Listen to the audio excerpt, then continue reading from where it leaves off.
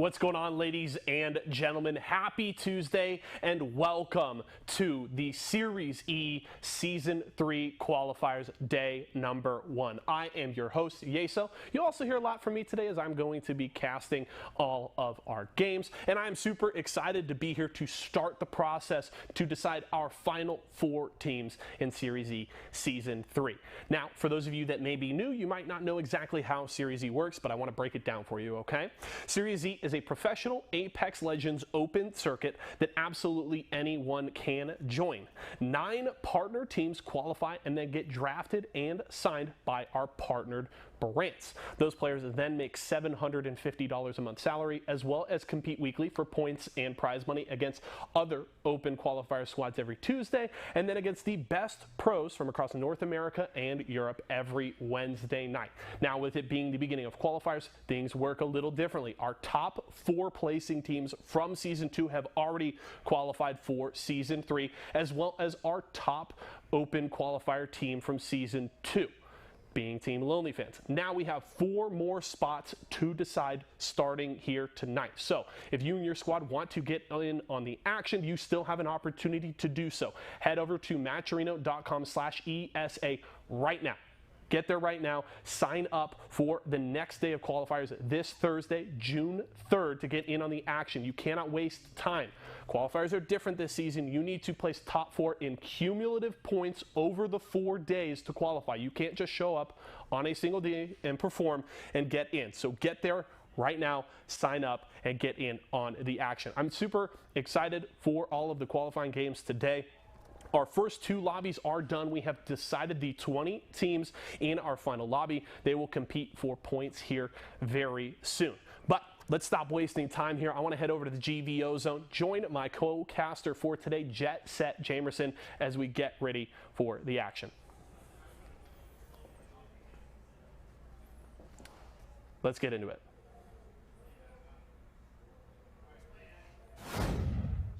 Series E. Series E. Series E. Apex Legends. Apex Legends. Series E. Series E. Apex Legends. Series E Apex Legends starts right now.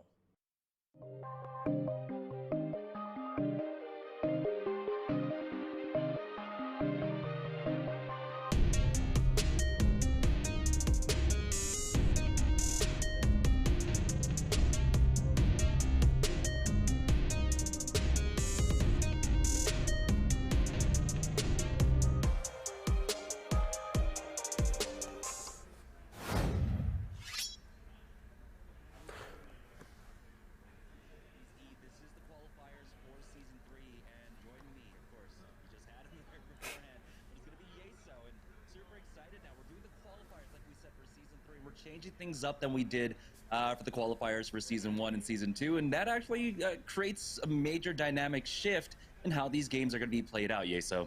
Yeah, I think it's a really interesting and productive shift for the qualifiers. It means you just can't show up and have one good day. You need to be consistent, come in and perform across a range of days against this tight competition to get in. And I think what it means is it's just going to produce higher quality qualifying squads for Season 3, and it means that it's going to get really interesting next month when Season 3 starts.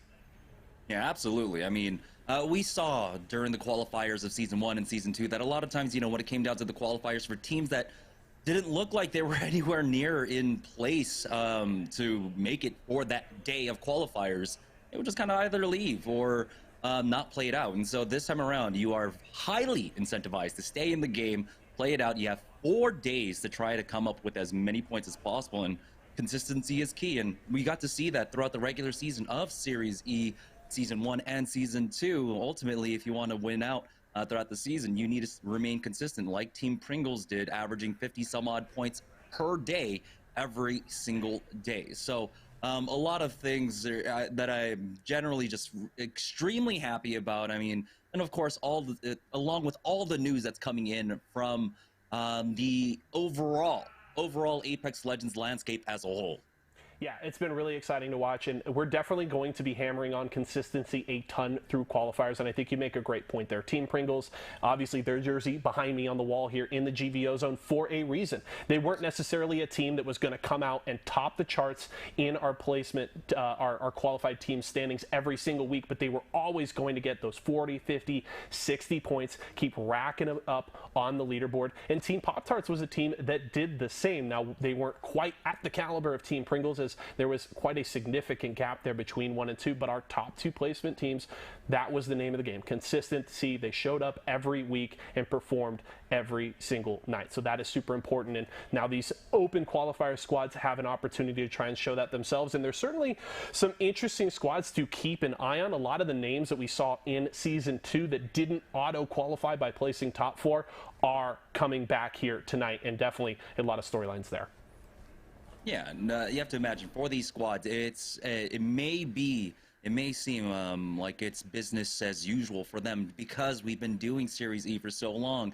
The squads that did get relegated, it was 2 nights a week for the last 3 months that they had to compete. And so if they can keep that mindset, really don't think too much about the consequences of the games and really just play out the way that they did, they should be able to succeed, especially with what they learned over the season.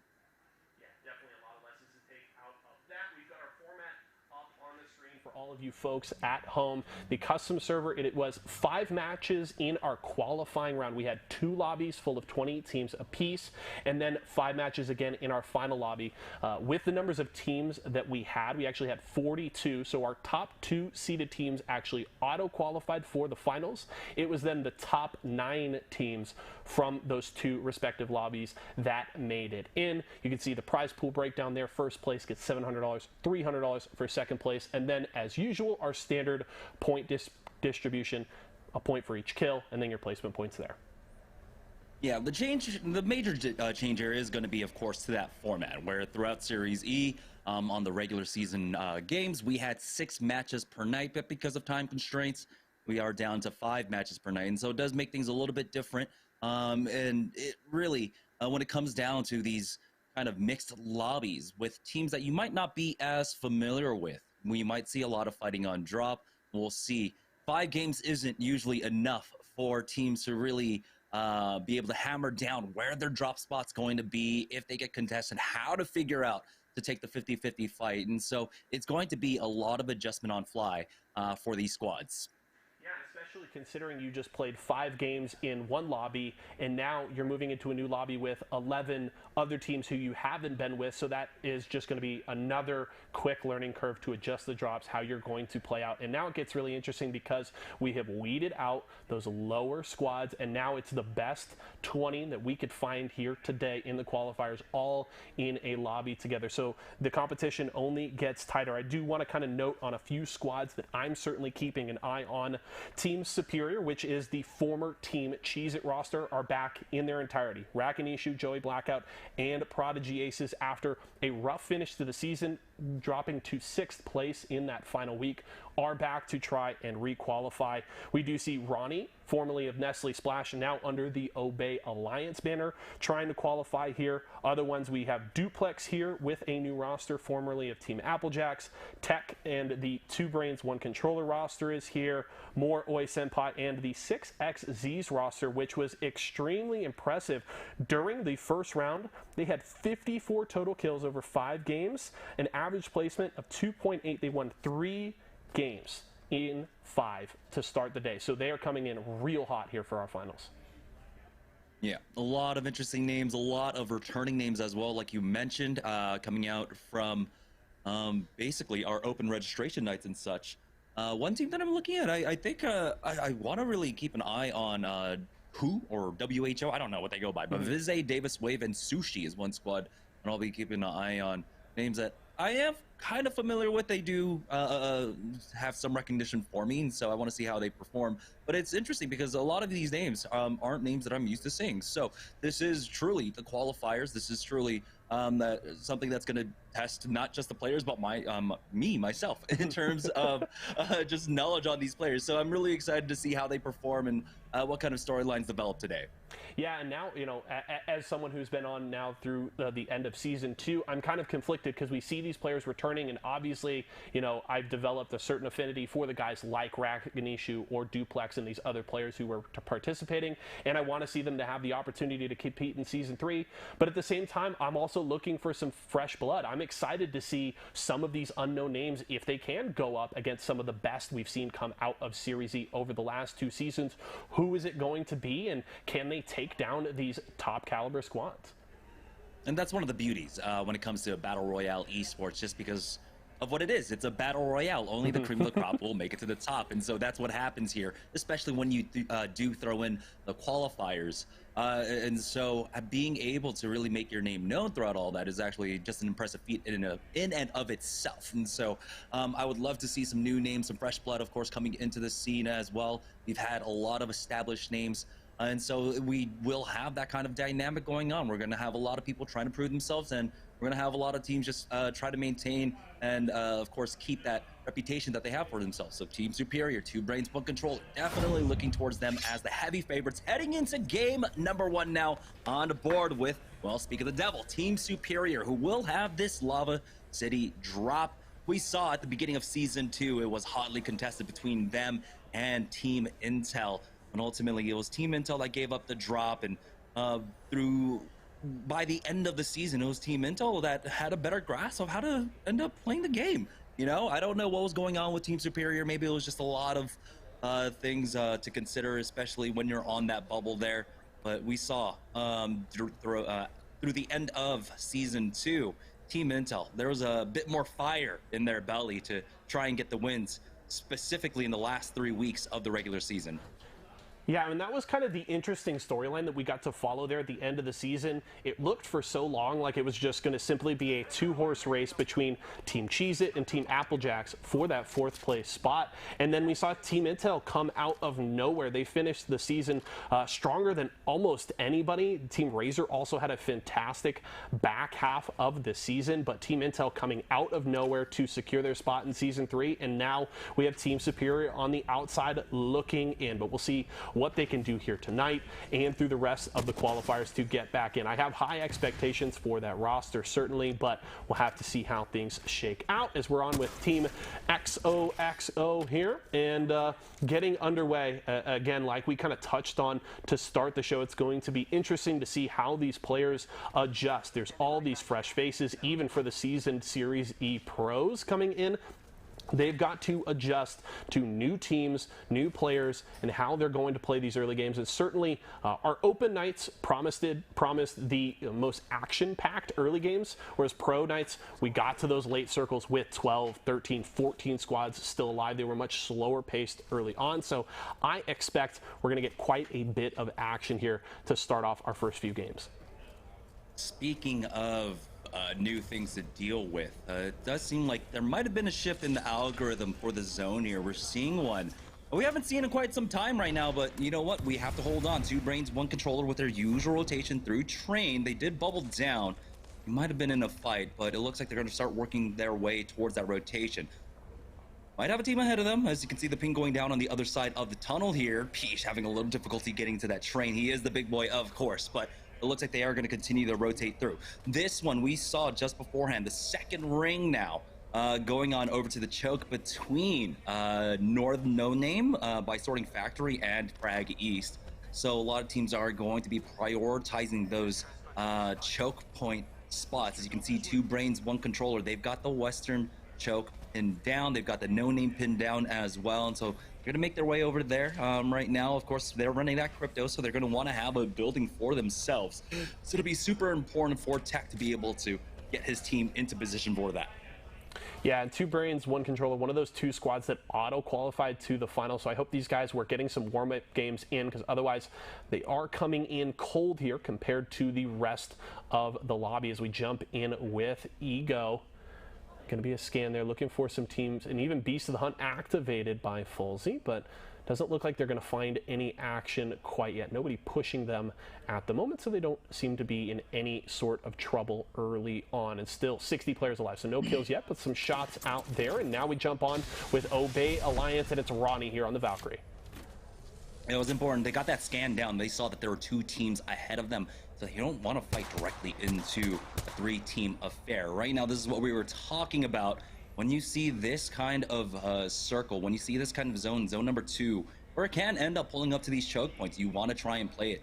If you can control teams that will be funneling through, not seeing as many Valkyries, and so the rotations through those choke points will be a bit more difficult, and you can easily pick up some kill points now. You can see Obey Alliance, they are holding that Geyser side, but good damage coming out from Ronnie here, and he's going to keep that team at bay. Eventually, they would love to make the push for it. Ronnie takes a lot of damage, but he will be able to just slide back behind cover here and pop that Phoenix kit, so he shall remain safe.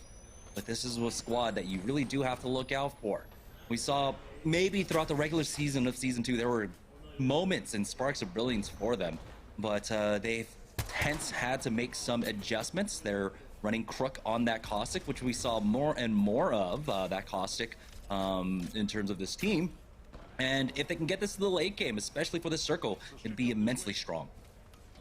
Yeah, high expectations for Ronnie here. He was really the leader of that Nestle Splash roster, was the highest fragger with 131 kills during Season 2. So he is certainly coming into this with a lot of weight on his shoulders, but I hope that, Crook and Hambino added to Ronnie here, maybe they can have a better season. Splash struggled last season, and Ronnie looking for a better performance here and seems to think that this roster will give him an opportunity to do so. Just standing up here is Hambino with that charge rifle, and they just continue to try and hold down this choke point. Very patient play from Obey Alliance right now. They've spotted multiple squads nearby, haven't elected for a push yet as they're just near center zone. Yeah, very, very slow game so far, and this almost goes back to classic Apex eventually, when we were on the onset of scrims and everything, where really no action would generally take place. We did have some fighting, but we have one rat running around currently, I believe. But for Obey Alliance, they're all about just trying to control that choke and get that armor up. You can see that the Gibraltar was greeting on the shield there. He was 46 damage away. That was one burst and one tick of the charge rifle to get there, as Exile tried to go for a peek with that. R301 got tagged big, helping himself as well. Z Davis needs to poke out his team superior, who have a great position here. If this ring does somehow end up pulling over towards Geyser, they'll have that easy transition. They'll be able to play Gatekeeper from this spot. But overall, their loot looks fantastic. You got the bow check bow on Joey Blackout, along with that wingman for himself, and the double purple armors along with the blue. So they're pretty much set up for the late game already. Yeah, Team Superior definitely feeling very comfortable. R301 and the Volt here for Prodigy Aces, and just hoping to get an upgrade not too far away from some purple armor himself. And another one of those squads with a whole lot of experience in Series E and just very slow play here. We've only had 2 kills so far. All 20 squads still alive and 58 players alive here. So not a ton of damage done early, as that is the first circle closed. And now hopefully we will start to see a little more action as room starts to close in on these teams. We're on board with Goons, maybe looking to push a fight here. Scan coming out, detecting 3 players, is backing off, and that's the beast of the hunt here. Yeah, you also have that defensive bombardment going down now as the peaks come out. This is an awkward position to fight off of, especially after you've lost one of your own. It's going to be that Octane that falls, bubbled down, and here's the fast res as well. The push comes in instantly. They slide right into that bubble. It might be into the killing fields here as Mooney answers back, taking out Verlust. Finds the second as Dupe will fall now, bringing this down to a 2v1. And Goons, who had lost the initial man there, turn things around. We'll see if they can push up off of this. They get the thirst onto Dupe, and Gildersons will be able to hold the front line, but the third party is already here as Luda comes in to clean that up. That's the first squad down. They did get their Octane up in time as well, and might have been a gold bag, whereas unfortunately for Gildersons, he is kind of separated from his squad here. As you can see, that entire team funneling into him. Oi Senpai comes in to get the knock with the third party. Instant thirst as well. And Goons, while they do live to see another day, they will lose out on Gildersons. A lot of action breaking out across the map now. Over here at Geyser, you can see We Know Joker's losing out on 2. Mike Dark going for that portal play, but he is left down just as a solo here. Arcstar's coming in. It's the 1v1 now as he connects with those wingman shots onto Hambino and instantly pops that res to make this a 2v1. It's all up to Ronnie here. He does have that Valkyrie. He's gonna use those missiles, doesn't get a connect. Now time's gonna run out. We'll see though if Ronnie can clutch this up for his squad. Clutch shots there with the wingman, and We Know Joker stays alive. Meanwhile, Obey Alliance in big trouble. Both his teammates dead. Now Ronnie was able to recover one banner, was able to grab Hambino's, but looks like he isn't going to be able to get Crooks, and We Know Joker has Moons, so they survive, live to fight another day. At least a point on the board for them. Down to 18 squads. Here's the action finally starting to pick up. They'll be able to loot up here. And the real question is, are they going to be able to get that res for Moon? Because we've seen plenty of those, 2 or 1-man rat squads in those late circles, but you're going to be hard pressed to win a game without a full 3-man squad. We'll have to see how it plays out. Stick drift up here, switching over. Great armor for them so far. They've got an assist kill of their own, and we'll see what they can do here, just biding some time. A lot of these squads just holding positions, looking for squads, trying to cut people off, looking to rotate into the zone as we come over to who you were talking about him earlier, Jamerson. One of the squads you're keeping an eye on, and they are looking for a fight. Yeah, they are backing off for the reset here as Vizay is hitting up that Phoenix kit for the time being, fighting over the high ground position here. You can see a lot of priority being given on over to that beacon. They were able to pick that up for themselves in the last round, and we have a better idea where this one's going to be ending. And so that northern side of the sorting factory building, along with the jungle gyms as well, will be priority positions. You can see pings going down onto the blue bins to their east, and so that could be a position to play off of as well. But right now, the ring is going to force a lot of squads into each other in just a moment. So once round 3 starts, it should really pick up the action. Yeah, WHO with a great start so far. A few kills to their name, and here in sorting, looking to maybe add a few more points to their total. Another team appears to be rotating in from the east, but WHO playing just very, very patient right now, and we may see that a lot from some of these more experienced squads when you only have 4 days to compete and collect points. Every single one is going to matter when there's only 4 slots left available in Season 3 of Series E. So all of these teams going to be climbing for as many points as they can. Meanwhile, there, Kabukui missing with the shot on the longbow, but stick drift up at the edge of the zone here. They don't have far to go, but they may run into another squad here near the tunnel. This could be trouble. Yeah, they didn't want to play for that choke. That goes over towards the no-name there, but oh boy, there's an entire team in front of Kabuki. He runs into them, gets tagged for about 75 HP, even pops the Q to back up a little bit more now, as they still have a minute left to go. They don't have to commit to this, and so I like that they do pull away. But now their options are a little bit limited, and this is one of those situations where maybe you would like to have that Valkyrie. You have 2 incredibly hard choke points that you're trying to push out of, and the Valkyrie would allow you to just completely bypass that. Back to the fight over here at Sorting Factory, where we have the Harbingers actually playing on top of the northern side of the Sorting Factory building. So this was the other squad that was contesting for that beacon. Now they don't have a Gibraltar, which makes it difficult to try and pick up that beacon above them, which you have to imagine they would love to get. Here goes down the scan. That makes it relatively safer, so they can actually go for it. Back on board with Obey, who was able to get one back on in. Ronnie able to get that res, but now he's dropped down to about 5 HP. Needs Hambino to buy him some time, but it doesn't look like there's a push quite yet. They do have the scans. They're stuck on the low ground, and so Ronnie will be safe to just go for the slow heals for now. But with 10 seconds left to go, they need to figure out a way to get into this ring. Yeah, things are going to get pretty hairy here for Obey Alliance very quickly. That ring is ready to close. Thankfully, they don't have far to go, but There's going to be some gatekeepers waiting for them as we move over to 2 brains, 1 controller, and that's going to be Tech going into the drone, looking for the EMP in the tunnel. That's going to land on 3, and here comes the push from 2B1C.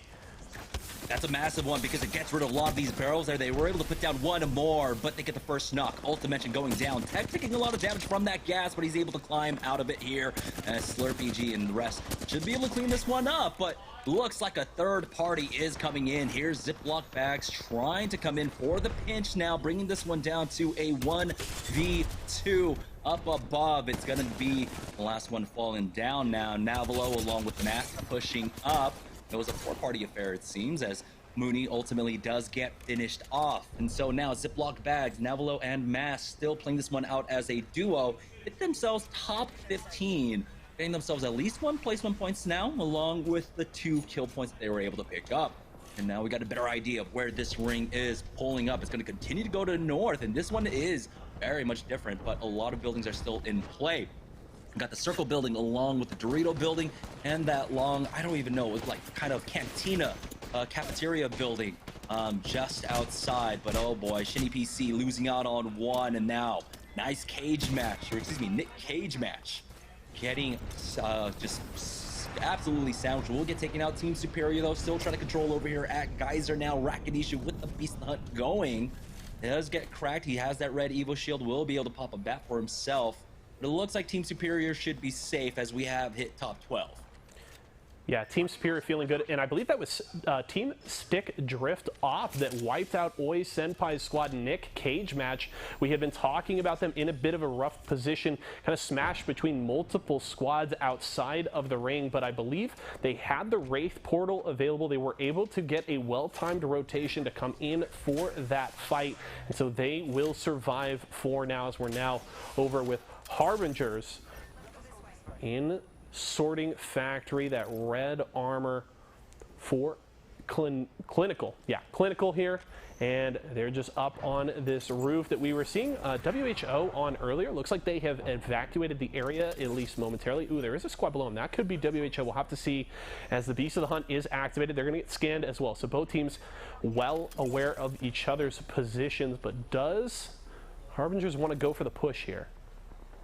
They do have the port down, as it looks like they are making their way towards that jungle gym that we were talking about just beforehand, actually playing the boxes just outside of it as well, giving them some decent cover here. Pushing up with the Beast in the Hunt in the flank. You do have a squad there, and they spotted that squad out earlier. We'll see if they can hold down onto this platform. It can be incredibly strong, controlling it with that caustic, but they are now dropping down to the low, right into the maws of another squad here. There is 1 knock, though, luckily for them. Let's see if they can pick up any kills here. 1 on the other side of this bin. They go for that 2v1, 3v1 peak, getting the knock onto Rakanishu, so Team Superior losing out. Joey Blackout to fall as well. They've only got 1 left for Team Superior. We'll see how much longer Prodigy Aces can survive for, but he is just down there, stuck on the low. And now we are down to 10 squads remaining as XOXO controls this high ground. The ring pulling more over towards that Sorting Factory side, and it will be ending on the circle building. Yeah, everybody kind of grouping around the high edges of that canyon as we come over to Team Skirt, going for a push here around the bubble. Able to get 1 knock, chasing with the wingman here is helping, but going through the portal.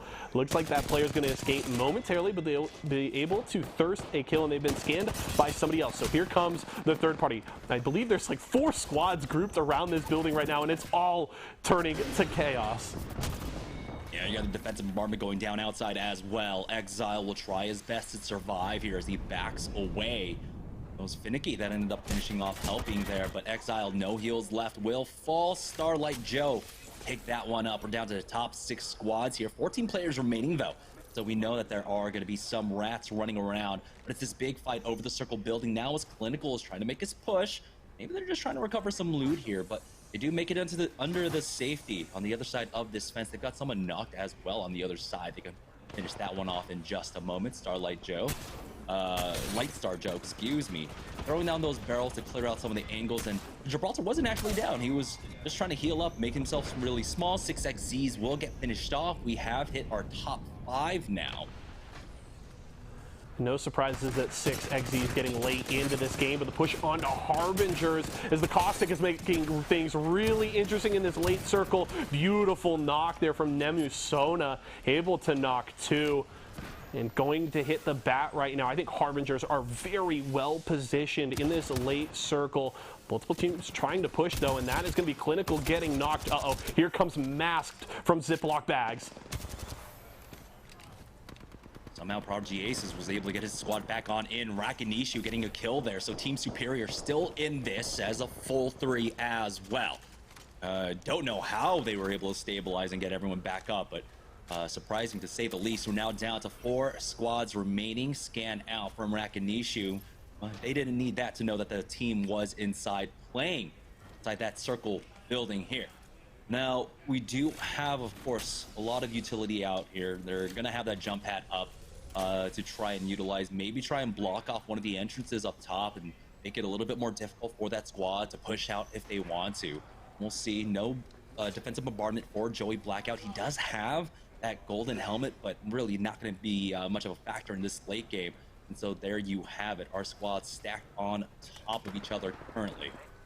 Yeah, the good helmet at least going to give him the opportunity to maybe have multiple dome shields in this late fight, but it might not be enough time for him to get that defensive bombardment available. If he can get it, though, when the circle starts to close and gets rid of the playability in the circle building, it could be a key to win this game. So we'll have to keep an eye on that defensive bombardment cooldown as Beast of the Hunt nearly available for Rakinishu. And okay, so we have one team over to the north, under the bridge there. One team on the roof of the circle building, one team inside, and then we have Team Superior down below. And that high ground is certainly going to be key in this final circle. It'll probably allow them to choose when they go for the third party, and that is the key in these late fights. Things about to get real interesting here as the zone has started to close. A minute and 40 seconds until it is all gone, and Beast of the Hunt activated by Rakinishu. It's time, ladies and gentlemen, first game of our Season 3 qualifiers, and it's about to get really interesting. You know, with 10 players left, it's a 3v3v2v2. You can see the 3s stacked on top of each other right now on that circle building. The 2s low on the low ground along with underneath that bridge. FMS and Team Superior are going to try their best to buy their time to jump down as late as possible, which should work out. It should force the duos to fight initially on the low. We'll see who commits hardest, though, as FMS might have the latest drop-off. And it might be a fight over this fence, though, as you can see. It's on the other side. Right now, you can see the scans coming down from all sides of the Beast of the Hunt is still being used. Silence is golden, does have that defensive bombardment, and with the bubble going down from Team Superior, even though they're playing behind cover, it can be a very useful tool. So we'll see how long Silence is golden can hold on for this. You can see it's all about the patient play. They cracked now. They climb on over. Joey Blackout and Prodigy Ace is gone, and it looks like FMS will clean up Team Superior. The 2 duos on the low ground here, and the defensive bombardment is held till the last second. You can see it takes up the entirety of the circle, but the bubble has been used on the other side. FMS with the drop down now, fighting over the bubbles here up against this duo. They are winning out on the damage. Nablo to go down. The other duo try to come in for the flank, but it's easy for FMS. They're starting to clean up. Finicky and Mollis, though, now a little bit worrying as Mollis left in this 1v1 up against the Octane. It's going to be EXO that take away the win here. FMS just fighting a 2-front war, end up losing it out, as history teaches us, and EXO take the win. Oh man, they had the positioning that they were looking for. They got to choose when they pushed for the fight, and we got to see that beautiful arc star stick from Silence, and then the defensive bombardment, and it looked like it was just going to be an easy wipe there for FMS at the end of the game. But the clutch from EXO, as we're just seeing them brawl it out with bodies everywhere, and they take the win. What a crazy finish to our first game. Yeah, so that was just game number 1. We have 4 more games left to go in today's qualifiers, so we're going to take a short break. When we get back, we'll have game number 2 after this.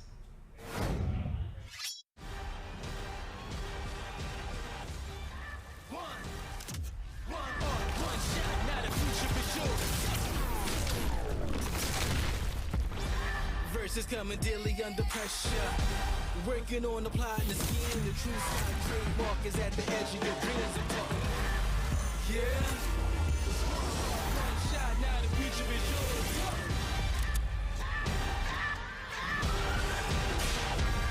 I'm turning dreams into reality. In the lab with the formula and chemistry. New memories spark and motivate and make the industry shake. With the bars and the breaks, I'm talking one chance that was so good for the goal. It's one shot, now the future is yours. Let's go. Imagine you love frosting and filling. I do love frosting and filling.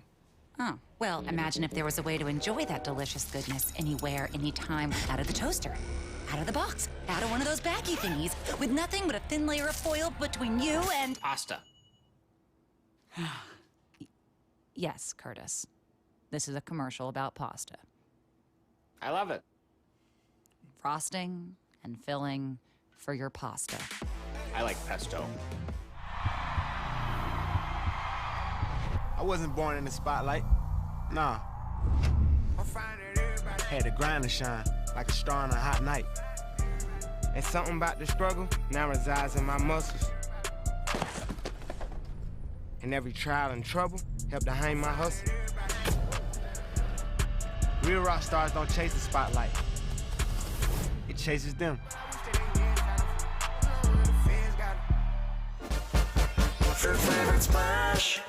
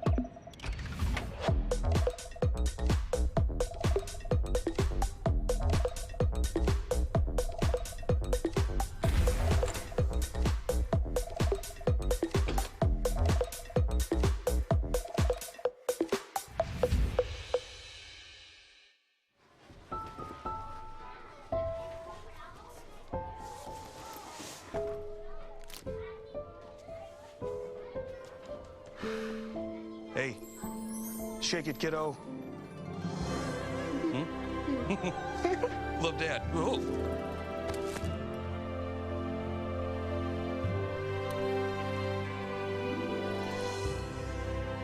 I've got this. Kellogg's Rice Krispies Treats. A little love when it's needed.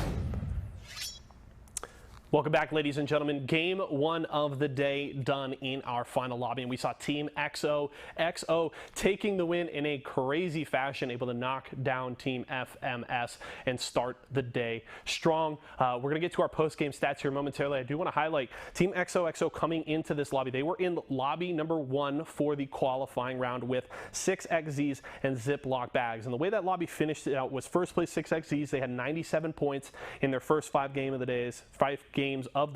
Ziploc bags had 53 points, and Team XO had 49 points, but 32 of those points were from kills. So while they didn't have the greatest placings, their highest placement was a single second place finish in that first round. They had 32 kills through 5 games, so that was a strong start from them and definitely a strong start to the finals lobby. Let's check out our post-game stats here for our first game of the day, and it was Turns leading the way there for XO, but not getting the kill lead. There was Luda over there on Ego with 7 kills to start the day, and Harbingers, who had a strong performance. It looked like they were going to be in a good position for that later circle, but getting collapsed on by multiple squads, they weren't able to get into that top 4, but still 1,500 damage there for Nemu Sona is a good start to the day. We'll check out our leaderboard when we come back and get ready for game number 2. We'll see you in a few.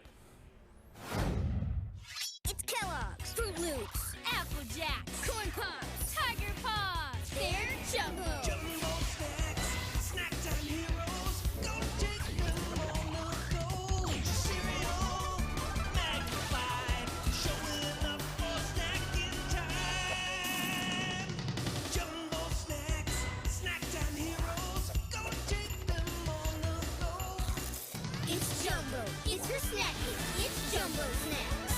Stack Pringles flavors. Make new ones. How much do you think Pringles paid these people? Hardly anything. Hey, you guys want to stack different Pringles flavors to create new flavor combos? Here, I'll go first. Pizza, barbecue, and jalapeno. The spicy barbecue pizza stack.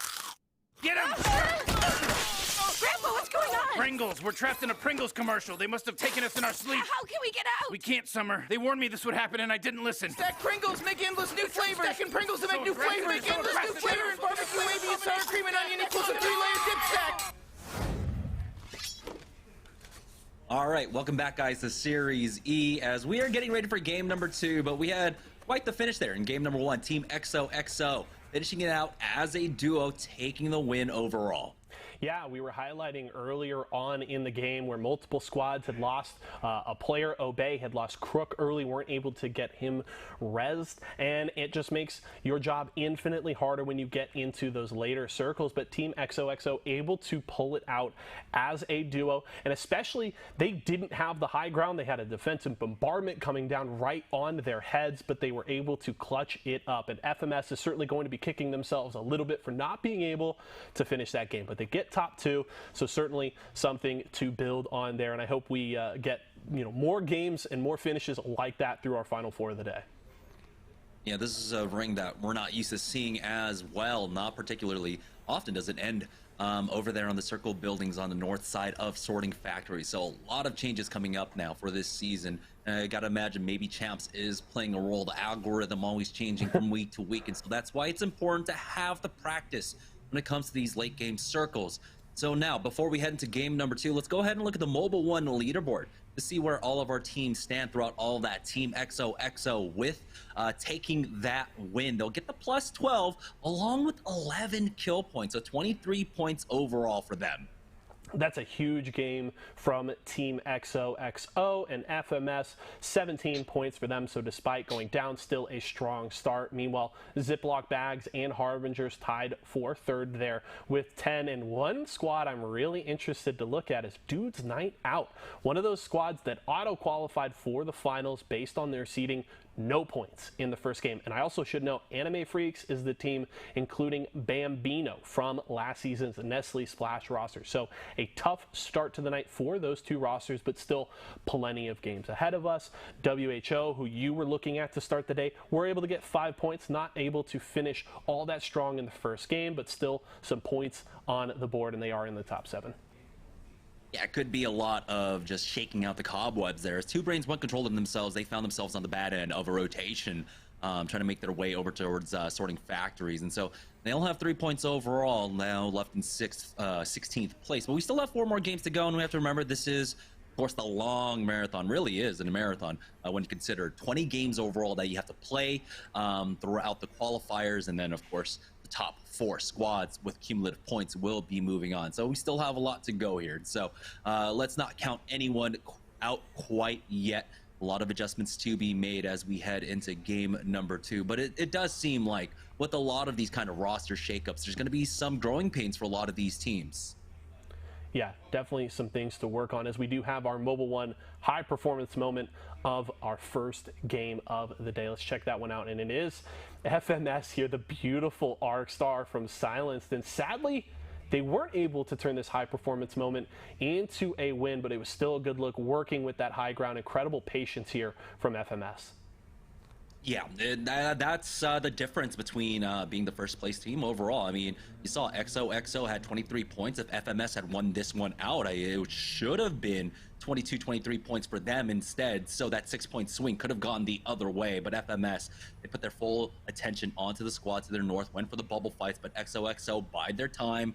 They wait for the damage to go across. And you can see, because there was no huge win in that fight. They didn't have the armor swaps. They're just trading here. They're dropped down low, no time to heal. They were all basically at 100 HP, making this fight a little bit easier for themselves. And now Mollis left in this last 1v1.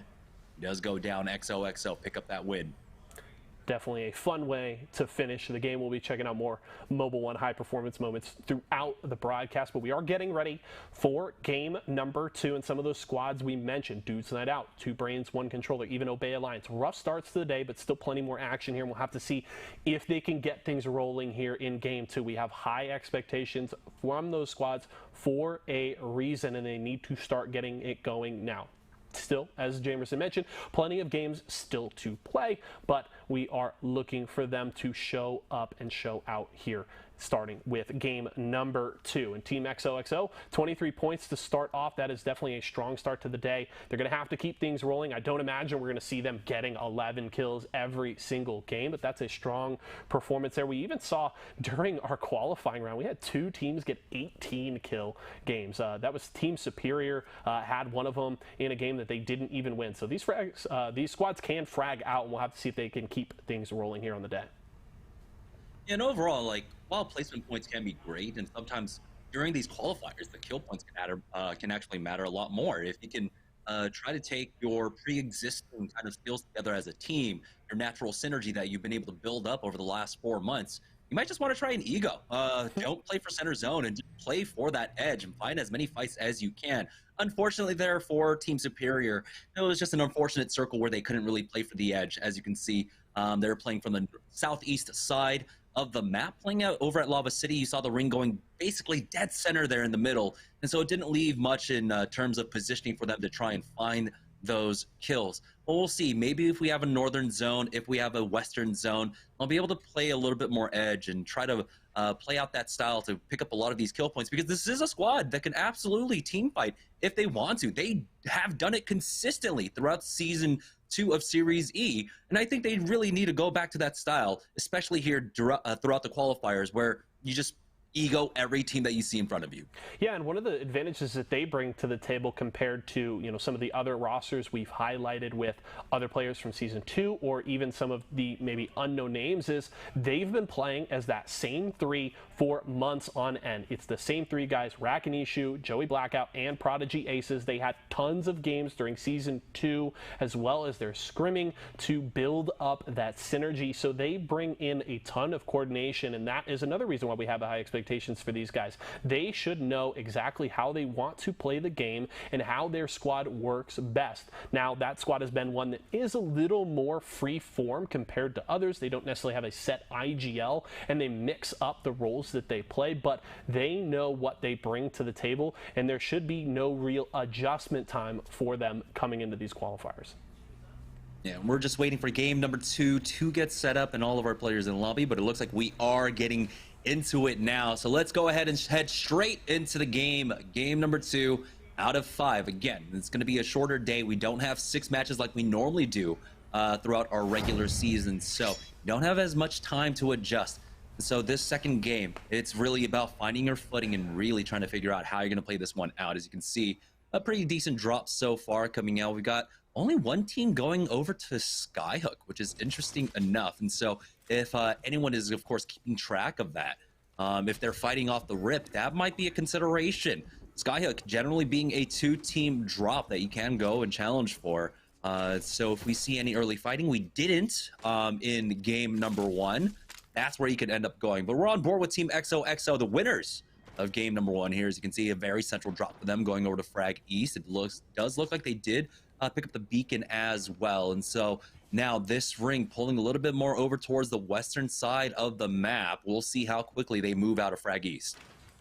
Yep, they can be patient right now. Able to get a couple of blue armors to start off, so that's going to feel good. And I'm curious to see if we have kind of a similar feeling out process in Game 2 that we did in Game 1.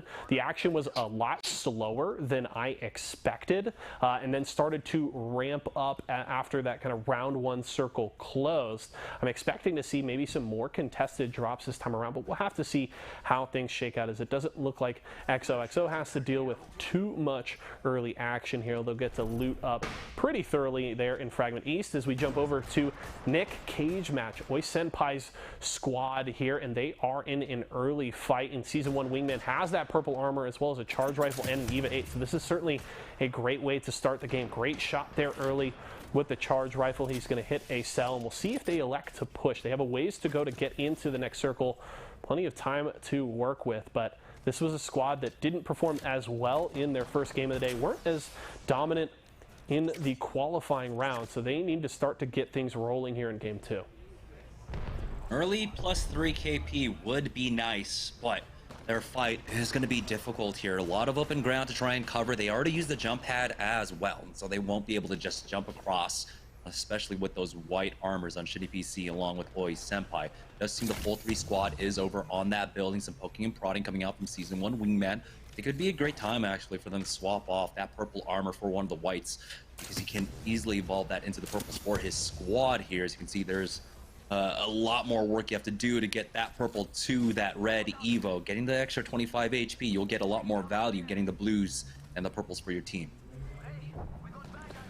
Nick Cage match. Looks like they don't want to go for this fight. They don't seem to like having to push through all that open ground that you mentioned, and the team they're facing off against does have that building to sit inside of.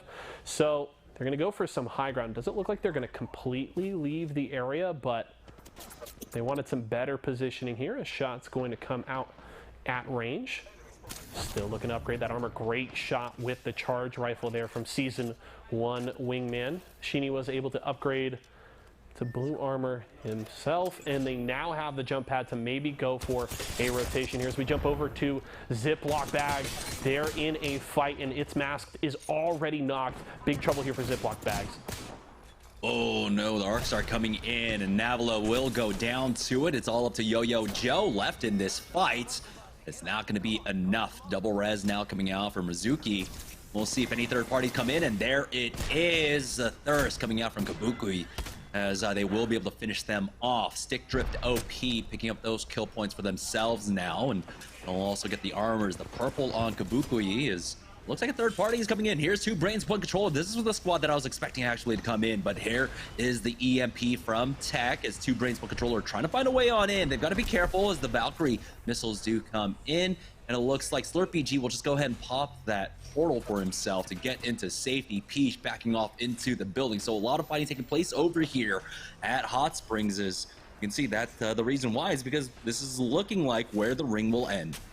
Ask and you shall receive, Jamerson. You were looking for the third party, and we get back-to-back third parties. Two Brains, One Controller has arrived in the area. They are going to get scanned, but, you know, no mysteries here. These teams know where each other are. The question is, who's going to go for the early push? Does someone try and rotate out, or do we get another third party here? Is 2B1C considering a peek here? They're probably likely waiting for that drone cooldown if they can for Tech, as that is certainly a huge advantage for them. Great shots with the wingman from Slurpee, able to just hit one, but good tag there for 45 as the arc star is going to come out and delete one side of that door.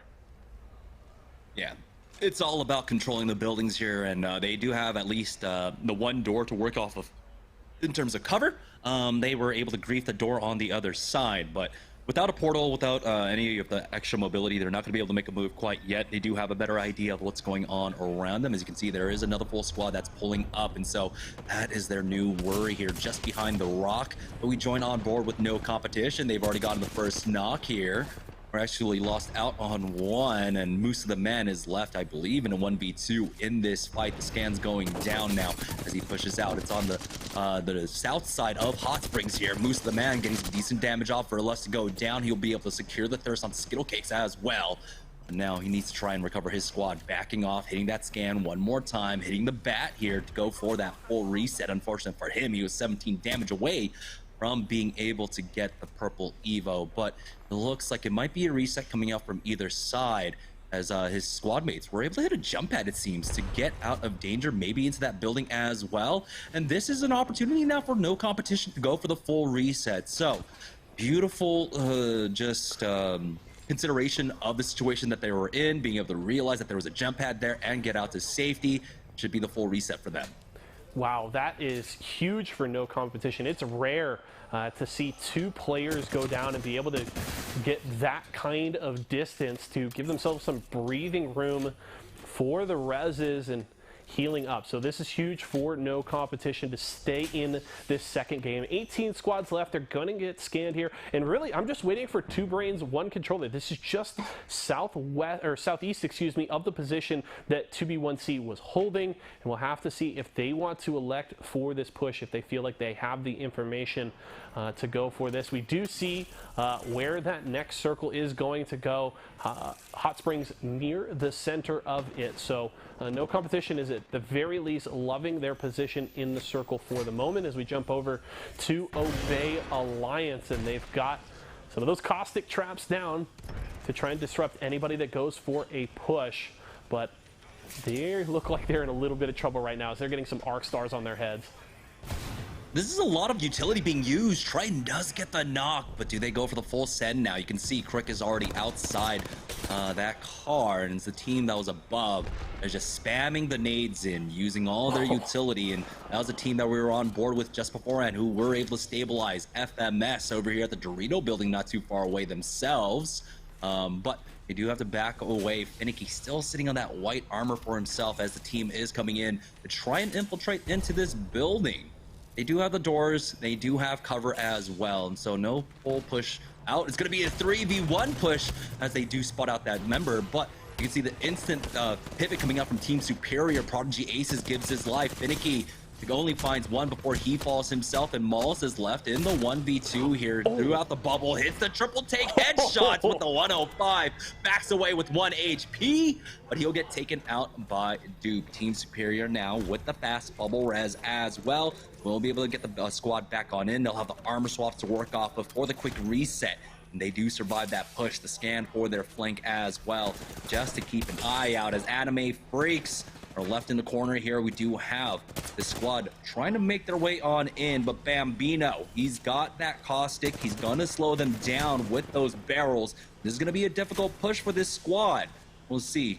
They have an opportunity with the Gibraltar to try and make their way on in as soon as they have that bubble. Anime Freaks looking to get some points on the board. We mentioned when we looked at our Mobile 1 leaderboard that they had not gotten any in that first game, but they're looking for something here. Bit of a push. Ooh, that's going to be a knock. Great work early here from Anime Freaks, but they aren't pushing for the thirst as that Nick Cage match down 2. There goes the third. That's the squad wipe, and Anime Freaks on the board here in game 2. Yeah, it just looked like it was a just completely disjointed push. Typically, when you take this building, you see that bubble going down and then the team just full sending it together, but they just allowed them time. And against a squad that has a caustic, you don't want to give them time. You can't give them space. Once you clear out the barrels, you need to make your full push on in. You need to tank those caustic gas and know that you have the damage, but ultimately they fall. Anime Freaks, they're going to be able to reset here. They're playing on the edge. They got 30 seconds before they have to move, and this should be a relatively safe rotation for them as the large bulk of the server is already at center zone over by Hot Springs now, and so this should be a free rotation for them, and they'll be able to take up all this loot, take their time moving in. 14 squads remaining in that ring, about to start closing. The one thing good for them, they have that Valkyrie ultimate available. You highlighted it in the first game, Jamerson. It gives you much more flexibility in those rotations, especially because you can more easily avoid those gatekeepers at the edge. So that Valkyrie ultimate will come in key for that squad as we jump over to Ego here, taking what appears to be, oh, they're chasing some kills. I was thinking, why are you rotating this wide around the circle? But they're looking to hunt down some players here. They're able to knock down Helping and get some more damage, close to getting the full purple armors here for the squad, and they're still on the hunt here at Harvester. Yeah, it's a third party actually coming in, and they're just picking up the remnants here. No kills for them, though, as they were just finishing off some thirsts. And so, oh, really, they only pick up this loot, but that's still great. Now Ring coming on in with 35 seconds left to go. They need to start moving. Vize gets taken out by Crook. So we have a lot of fighting going across as it looks like 2 Brains, 1 Controller are finally making their push on into this building, but they are starting to get punished for it. Peach now dropped down low. He will fall. It's all up to Slurpee G, but the third parties are coming in. Scans from every which way as Harbingers are coming in for that third party. Full HP as well. Now they'll be able to finish off the remnants of 2 Brains, 1 Controller. We'll see if they push for that port, but no. Instead, they're going to go ahead and take the safe, throw in the utility, throw in the nades, corner them up, and finish them off. Yeah, Harbinger's able to hunt down the rest of the 2v1C squad. Oh man, that one's going to sting, but down goes Tech and Peach. The portal wasn't able to get them far enough away. Harbingers with a few more points on the board. And things are starting to rolling. We were waiting for 2v1C to come pushing into one of those fights down to their southeast, but it looks like they just elected to kind of hold their water, wait in the position that they had, and it doesn't work out for them here as we're over to Anime Freaks. And now, oh, into more action. Knocked there from Pyramid. He's left by himself now. Only has the bubble to work with, but is not able to finish it off. It's going to be Team Ego that actually comes in. Never mind. No, it was, yeah, it was Team Ego that comes in. A lot of action taking place, and this is what happens when you have a more edge zone so far. Going off towards the western side here, a lot more teams are funneled into these chokes. Now here's Team Superior. At the back of their recovery, they're able to get the third back on in, but they lose out on Joey Blackout. There was going to be Crook that picks that one up. A little bit of a misplay on that jump pad as he was trying to block the door now, but they're getting shot up from the side. Great turn by Rakinishu. Take out Hambino, bringing this down to a 1v2, so they can slow it down, go for the full reset, but here comes the third party. Prodigy Aces needs to actually realize it's a third party and get out of there. Instead, they stick around. Who come in for the cleanup, taking out both of them. Wow, tragedy strikes for Team Superior there. It felt like they had all the control they could want, but the third party comes in, and you always have to be worried about it. This is Apex Legends. There's always a third party on its way, and they get punished, taken down so quickly there as we jump over to Harbingers. They're going to hit that geyser and move their way north, trying to heal, get under this overpass and buy themselves a little bit of time. Couple of gold armors here means that Harbinger's very efficient with their healing here in the late game, as Nemusana just going to get behind this rock, and Harbinger's just trying to buy a little bit of time. There's a lot of pressure being put here onto Clinical. Yeah, playing down from the low ground of Hot Springs looked like a death trap to them, so getting out here early on is going to be important. You can see a lot more of the Lava City is in here, and so we have a lot of circles where this one can end, and it should, of course, they should favor that now, and so I like this move coming out from them. They do have a team in their way, you can see playing over there by Countdown, so they do not consider that a viable option for themselves, so instead they're going to commit to this side. Commit to try to play for some KP here. That's going to be difficult. As you can see, it's a very vulnerable spot. They don't have cover, but they do have the aim. Nemusona hitting a lot of shots here with that Spitfire, allowing his team enough time to back off and go for the reset. Like you said, with those gold armors, they'll have a lot of that utility. It looks like they will be forced down onto the low. Very unfortunate position for them to be playing off of, unfortunately. But hey, they'll be able to pick up this drop, and we'll see if they get anything great off of it. Yeah, we'll see if they can get my favorite shotgun, the triple take that we got to see a bit of earlier in the game. And no, it's not going to get them a whole lot. So Nemusun is just going to run away, but taking some shots here, could be in trouble trying to rotate back to his team. But the problem is he's working his way further away from this next circle. But they have at least a little bit of time to work with, as that's going to be some Valkyrie rockets and Clinical from the high ground trying to help out his teammate as we get over to Team Ego. They're in a fight here. Oh, and it's the wrong side of the fight. It's just left a full Z in a 1v3. And it does seem a third party will come in. Boxa T will get that thirst. Team Ego now left on the Tomcat Rat Cam as he tries to back away, but we have a full 3 squad of Exterminators to finish him off. Vize will pick that up. Who with a big game number 2 so far. At least 6 kill points, and they have secured top 6 for themselves. The Rats are never going to escape from Tomcat there, sadly. That's going to be the final member going down, and WHO find, they stumble across quite a few death boxes here. They're going to get scanned, so they have a general idea. Yeah, this team up in the building above them, and the question is, do they want to go for the push? Great armor, so they are pretty darn strong right now. They don't have the jump pad available quite yet if they want to go for a rotation. I'm curious if the other ultimates are available. I didn't notice if Beast of the Hunt is up, but they're going to get scanned a couple of times, and they're just biding their time. They don't seem in any rush to go for this fight as we check on the team above them. Mooney and Gildersons, they're just waiting up top, trying to get some shots. It appears another squad. So WHO just waiting very patient here. 6 squads still alive as we are running out of room on the map. Yeah. Luckily, though, in this circle over here at Lava Fissure, there's plenty of buildings and little nooks and crannies with cover to work off. You can make your own cover as well. Yeah, I believe it was Vize who might have dropped down the mobile respawn beacon just above them, and then we have a better idea of where this one pulls. So 6xz's or Nades, Boxa T, and Wizzy in a really good spot controlling the western side of this zone. You can see Harbinger still alive. They were able to make their way on in. And Musona, we saw last time we checked in with them, was in a spot of trouble, but they did make their way into this Dorito building. They are safe, but oh boy, they are not safe up against the nades here. Ticking down is Nemusona as the Gibraltar pushes on in. They've got the barrel set up, but it's just on the other side. They haven't been able to pop it quite yet. It is cleared instantly as well, but those gold armors allow the Harbingers to heal up really quickly. They're now trying to punish this squad. They will have to back off. It's going to be Dupe and Skittles in them on the other side of this one. A lot of low HP as we have 2 fights breaking out on the third party as well. Joma going on in with that EMP. A lot of teams going down now. We'll see the thirst as 6xz's come in for the third party. You've got that Gibraltar Dome going down along with that EMP, but Vertilust answers back. Here's Nades, though, along with Wizzy to try and push in. They've got to be careful here. They need to recover. They've lost out on one more. It's all up to Nades. And very unfortunate, 6xz's had one of the winning positions, try to go in, get greedy for that third party, and they get absolutely punished for it.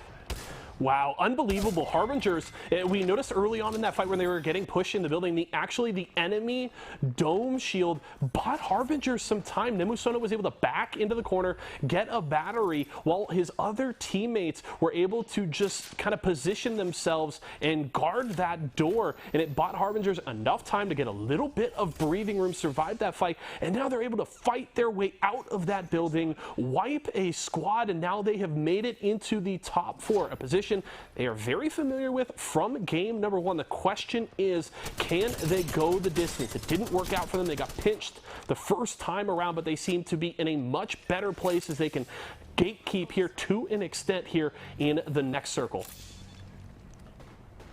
They are starting to move their way on over. 6xz's giving up this position on the western side makes it completely free for the Harbingers to control this. Skittle case getting finished off, so we are now down to our top 3 squads. Harbingers have a beautiful position. Both of these teams have to commit their way on out. It's a 3v3v1, but do they have any mobility over there on the other side? Defensive bombardment with the strong arm to get it all the way across that reach. But take a look at this angle being set up as they have committed now down to the low ground. Who still alive? No, they've actually jumped across with the bubble there. Vize might be able to secure top 2 as this fight takes place. This is a beautiful rat play coming out from Who, but it's Harbingers now losing out. They trade it back. It's down to the 1v1. If Vize can get up top, he can actually punish this one. We'll see if he gets up there. No, he ends up going down. Ultimately, it seems like to the lava, but it's going to be this squad to take the win. Wow, Legacy MX there with the victory, and it looked like Harbingers were in the perfect position. They were on the side of that gap that they wanted to be on. The teams had to come to them, but the push arrived, and Harbingers goes down. Clinical trying to clutch it out by himself, but wasn't able to do enough, and we saw WHO that in a late game fight in top 2 aren't able to get it done. Legacy MX takes the victory. What a great finish to game 2 here as these teams keep it rolling.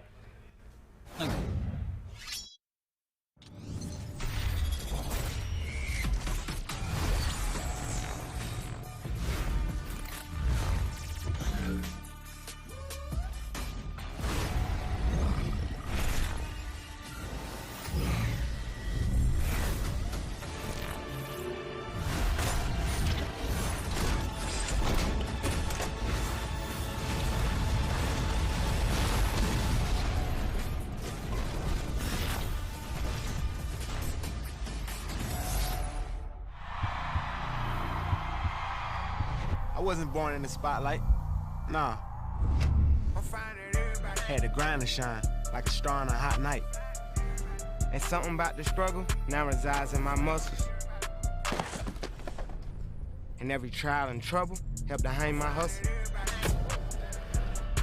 Real rock stars don't chase the spotlight. It chases them.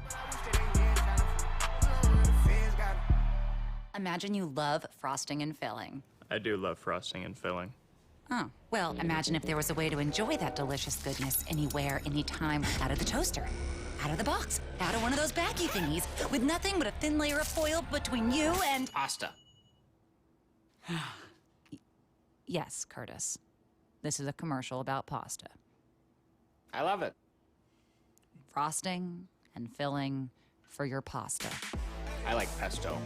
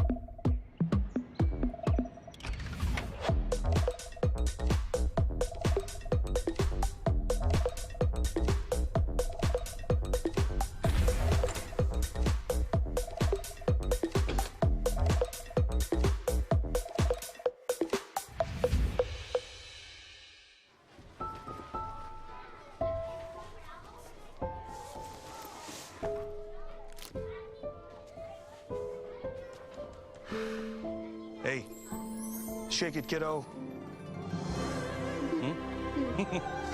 Love Dad. Oh.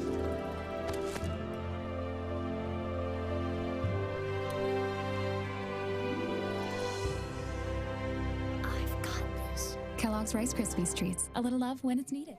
Cheese it, snapped. How's it taste? It's so thin, crispy, and cheesy. And I just want to keep eating it. And eating it. I love them. Snapped. So good we may run out of cheese. It's fruit freshing, refreshingly sweet, but without sugar, 0 calorie treat. They're all our top fresh flavored splash. It's fruit freshing. Kellogg's, Fruit Loops, Apple Jacks, Corn Pops, Tiger Paws. They're Jumbo. Jumbo snacks, snack time heroes. Go take them on the go. Cereal, magnified, showing up for snacking time. Jumbo snacks, snack time heroes. Go take them on the go. It's Jumbo. It's your snack. It's Jumbo Snacks. Welcome back, everybody. Game 2 all set there, and it was a fun fight to the finish. Legacy MX coming out on top. Harbingers, who were looking like they were set up to take the win, not able to get it done, and WH there in the mix. So it was a fun fight to the end of that second game, and we still have 3 more to go. And remember, these teams aren't fighting for just first place tonight. It's all about the cumulative points over our 4 qualifying todays. That's today, this Thursday, June 3rd, and then June 8th. And 9th next week. So every single point matters. Even if you can't break into that first, second, third place here today, get as many points as you can. Keep it rolling on the next day. Let's check out our post-game stats here for our second game here.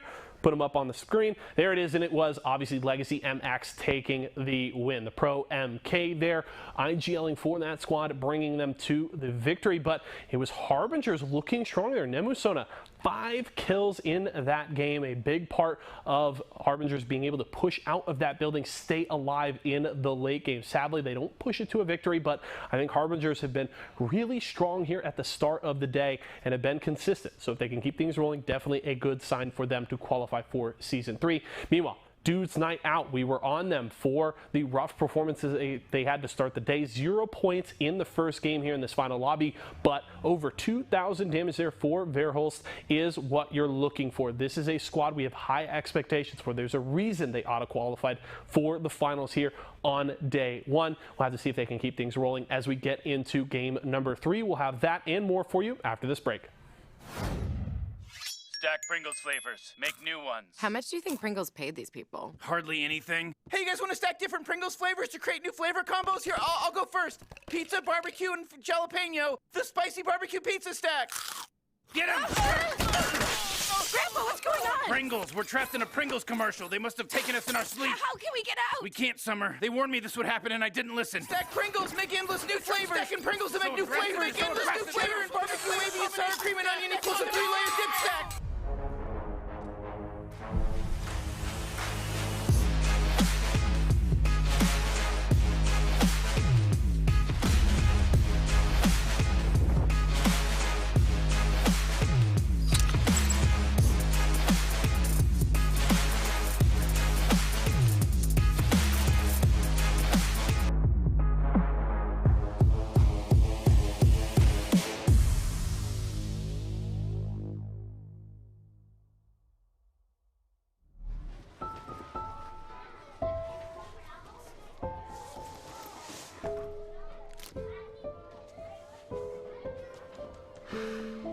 Hey, shake it, kiddo.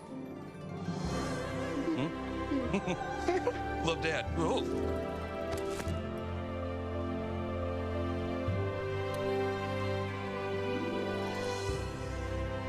I've got this. Kellogg's Rice Krispies Treats. A little love when it's needed.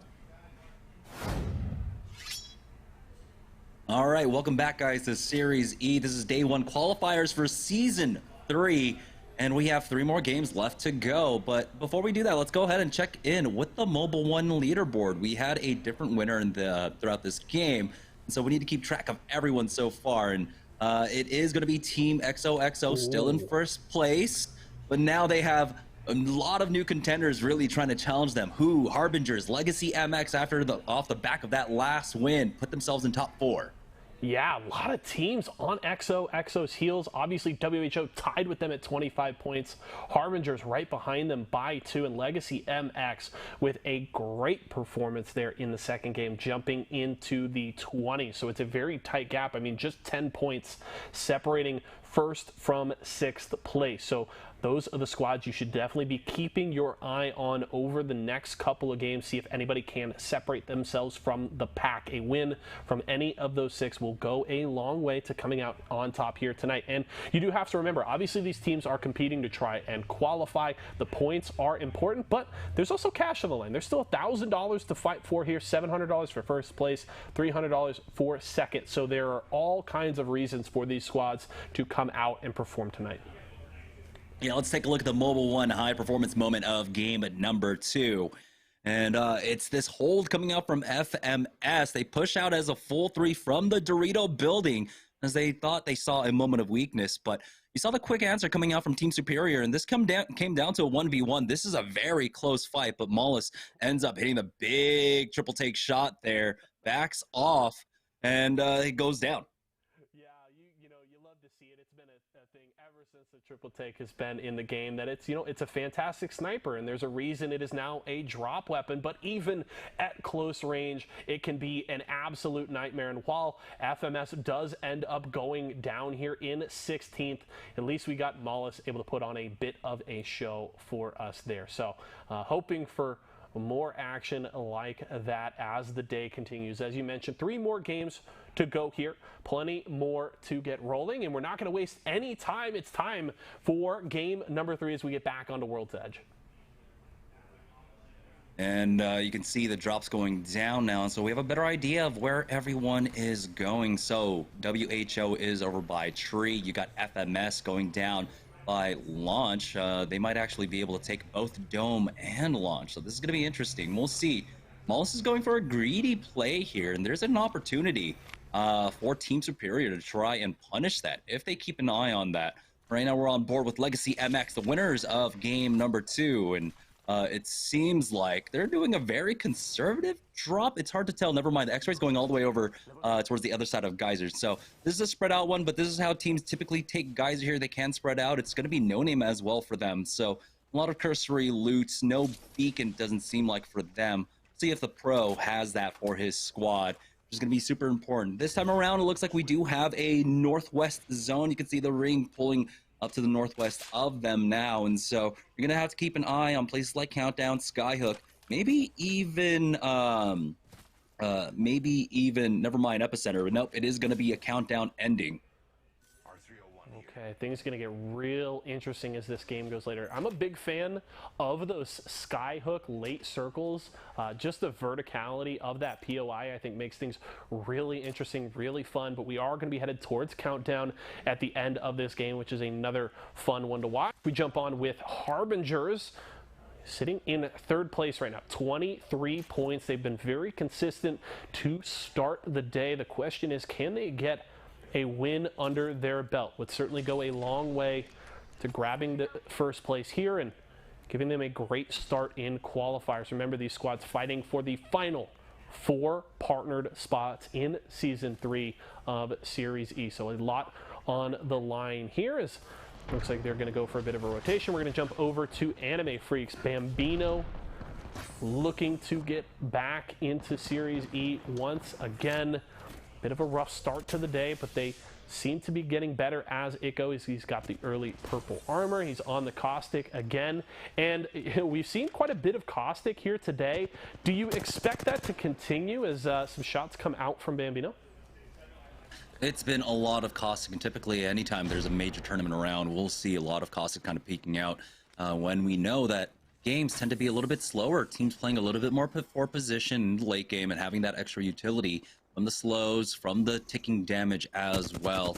But I kind of want to see some squads start moving away from this one, as it seems like there might be some growing pains in terms of trying to run this composition, run that legend in general. But here we are on board with We Know Joker on the eastern side of Skyhook. It's a full 3v3s. We Know Joker pushes up. Mark Dark is sitting on that L-Star now, doing some decent damage, but he needs the rest of his squad to really start showing up now. Volt out for Moon as he throws in that R-Star, forcing out the bubble, but he's already lost out on one. It's a 1-for-1 exchange as Shorosuke will go down on the opposite side, bring this down to a 2v2, slowing things up. Moon goes for that peek. As you can see now, Anime Freaks coming in for the third party. They're biding their time. They're waiting. They're not even shooting yet, giving away their presence. But here they go. They have to go for it now. As you can see, that Gibraltar has given up the game. And so they know, hitting for Flash. Pyramid almost getting that knock instead. We need to try to go for that thirst, but I think it's better to just wait for the finish onto one side, because you're not going to get that kill credit. But hey, I guess at least you pick up that loot. Now that's both squads just completely back away from this one.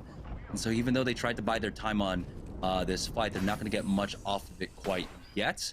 And they do have to be careful. Looks like they're getting flanked themselves, and they push out now. It's just a duo actually in front of them, losing out on 2. Pyramid's the only one left alive. What happened there? It was a full 3-man actually coming up. XO, our current lobby leader's picking that one up. R-Star right on top of Gibby. He's got to be careful not to bring that into his team, but hey, there was a Gibraltar Dome there. They're going to go ahead and throw down that utility just to cover the retreat and go for the full reset. Third party to XOXO. We saw Anime Freaks trying to bring a little bit of Metal Gear Solid into Apex Legends, going for the sneaky play, just trying to push up to these squads silently, but Team XOXO able to find them, and now the fight has come to Team XOXO. They're still inside this tunnel, just trying to bide their time. We saw, I believe it was I'm Just Gibby getting knocked by that Arc Star, was able to get picked up, healed up here for the most part. They can loot the bodies of their prey. And it looks like they will get the breathing room that they're looking for, as that other squad outside the tunnel going to back off for the moment. With round 1 closing, and typically when we have these edger zones, you know that there should be some more fighting. And one position that I'm surprised I'm seeing a lot of fighting coming out from is over here on the western side. Surprisingly enough, Lava Fissure has 2 brains, 1 controller. I believe they're recovering here, getting tech back into the game. And so this is a big one. Yeah, the respawn beacon is gone, so it looks like they did have to go for that respawn. Brought him back on in. He's got a blue armor for himself. Slurpee sitting on that purple, and Peach on that blue as well. So great recovery coming up from them. They're going to be able to utilize these replicators as well to get their economy on up. But they do have to worry about these southern rotations coming out from all the other squads.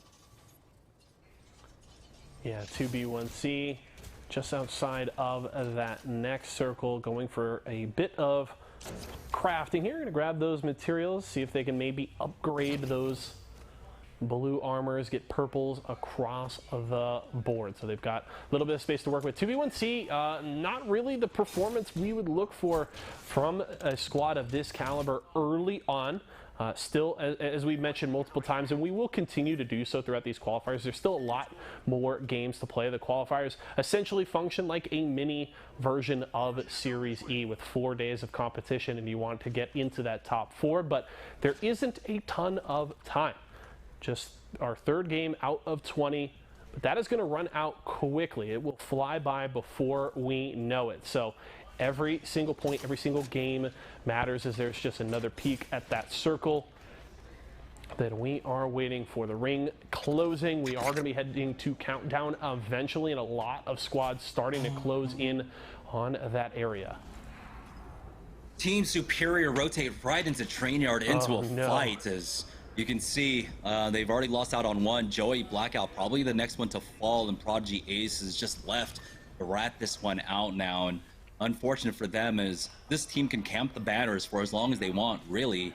And so now Team Superior, 3 games in a row, not able to find much at all. It was no competition, and were able to pick up these 2 kills.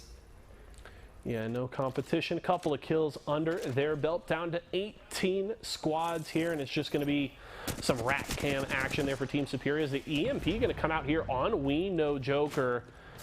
Moon going very low as Nissus has to back away, going to hit the battery as a defensive bombardment comes down on top of their building. Beast of the Hunt here as they prepare for a fight, but here comes the team up the stairs at big trouble here for Nissus. Yeah, he's down low. Moon has already fallen as well. 6XZs lose out on 1, but still the HP advantage is here for 6XZs. Looks like they are considering going for that res, and Box of Tea will be brought up unless the slide comes on in from the stairwell. Wizzy has to fight up against that armor now, forces him back, but he's getting hit up from behind and he will fall. It's all up to Nades now left in this 1v2. And his teammates have been thirsted as well. And it looks like We No Jokers, just a matter of time. They'll be able to finish him off. 6XZs going down. Top 17, only picking up 1 kill point.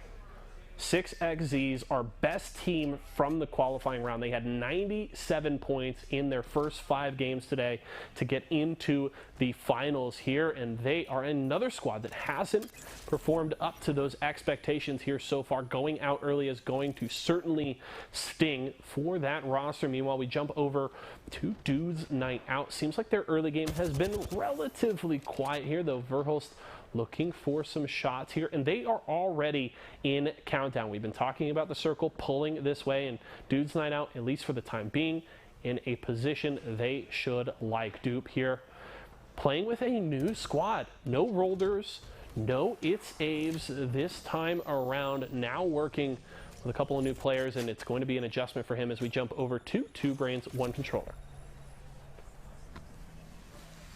2 Brains, 1 Controller, really looking to change things up so far. I mean, they haven't had a great 2 games, but this is a team that has historically in the past, well, with Tech leading the charge, playing very centrist zone. You can see why. They are running that crypto, and he wants to be in a better position for the team fighting. Is a bit more hard to coordinate, especially with the timings on that crypto EMP, along with that port on board with Stick Drift OP. One of the squads that are trying to gatekeep now here on the southwest side of the zone. They've got a lot of ground to cover and stay safe, but looks like for the time being, they will back off, heal up, and it does afford some time for these teams to try and push up if they want. Kabuki needs to actually peek this one out, but it's a full set, but oh no, they missed the window, and then Gibraltar has to back off. You can see them backing away here, somehow surviving. That should have been a death.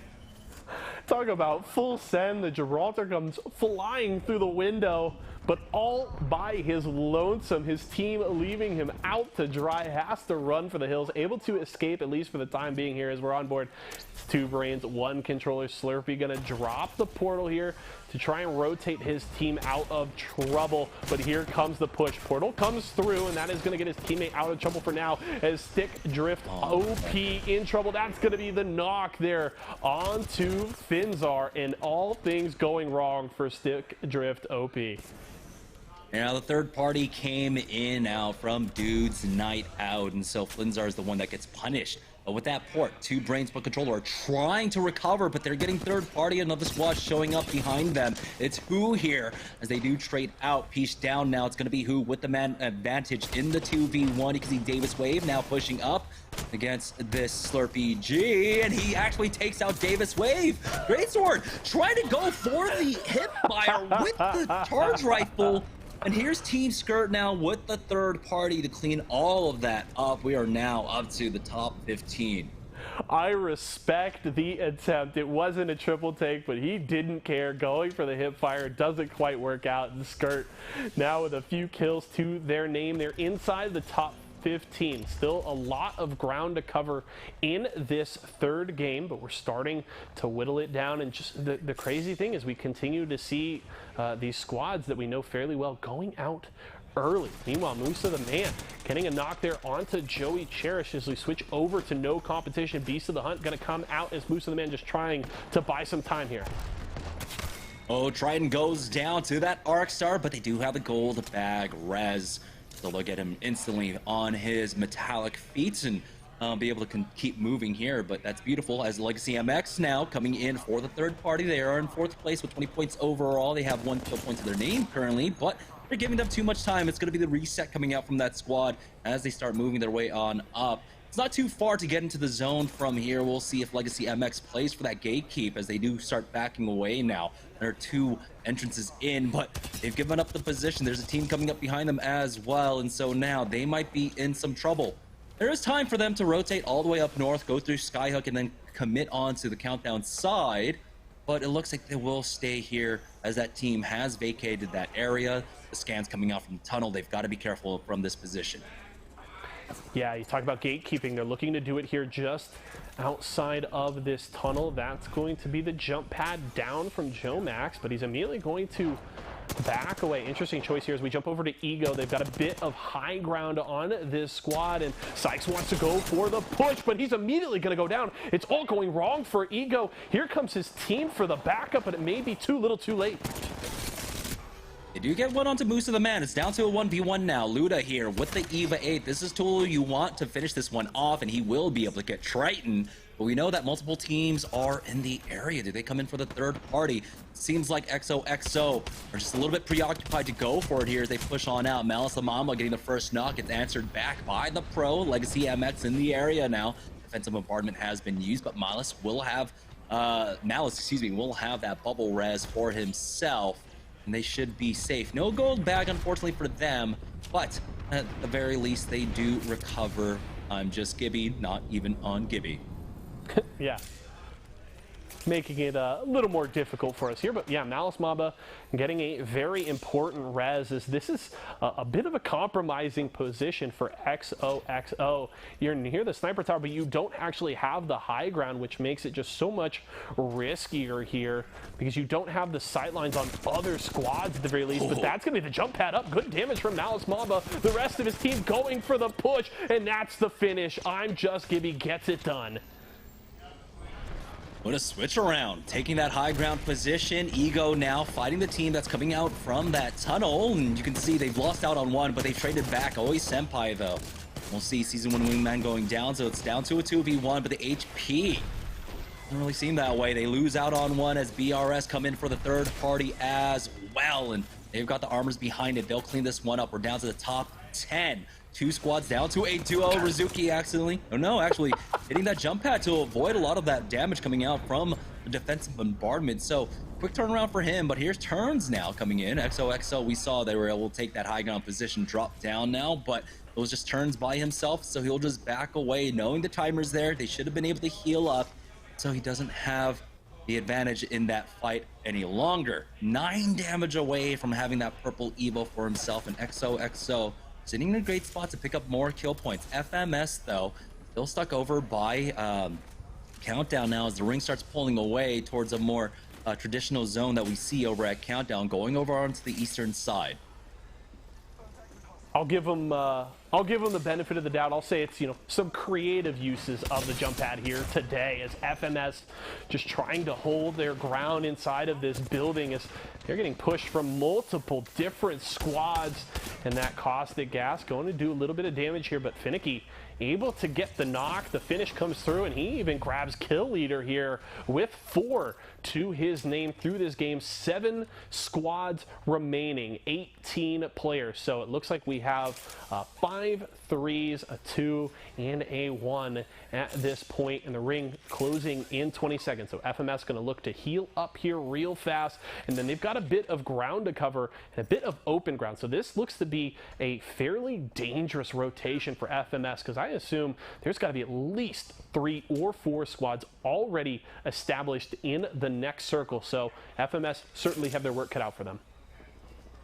They will have the jump pad to use at the very least, but you can see the scans going down. There's a team across the ways, and there's a team just to their south as well.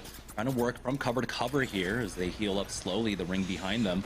We do have that scan coming out from Finicky, and he's getting close to the Beast of the Hunt. And we'll take a pit stop here as the defensive bombardment goes down on them. Sliver of an angle there for that squad. The bubble has been used as well, so we're not going to have this one.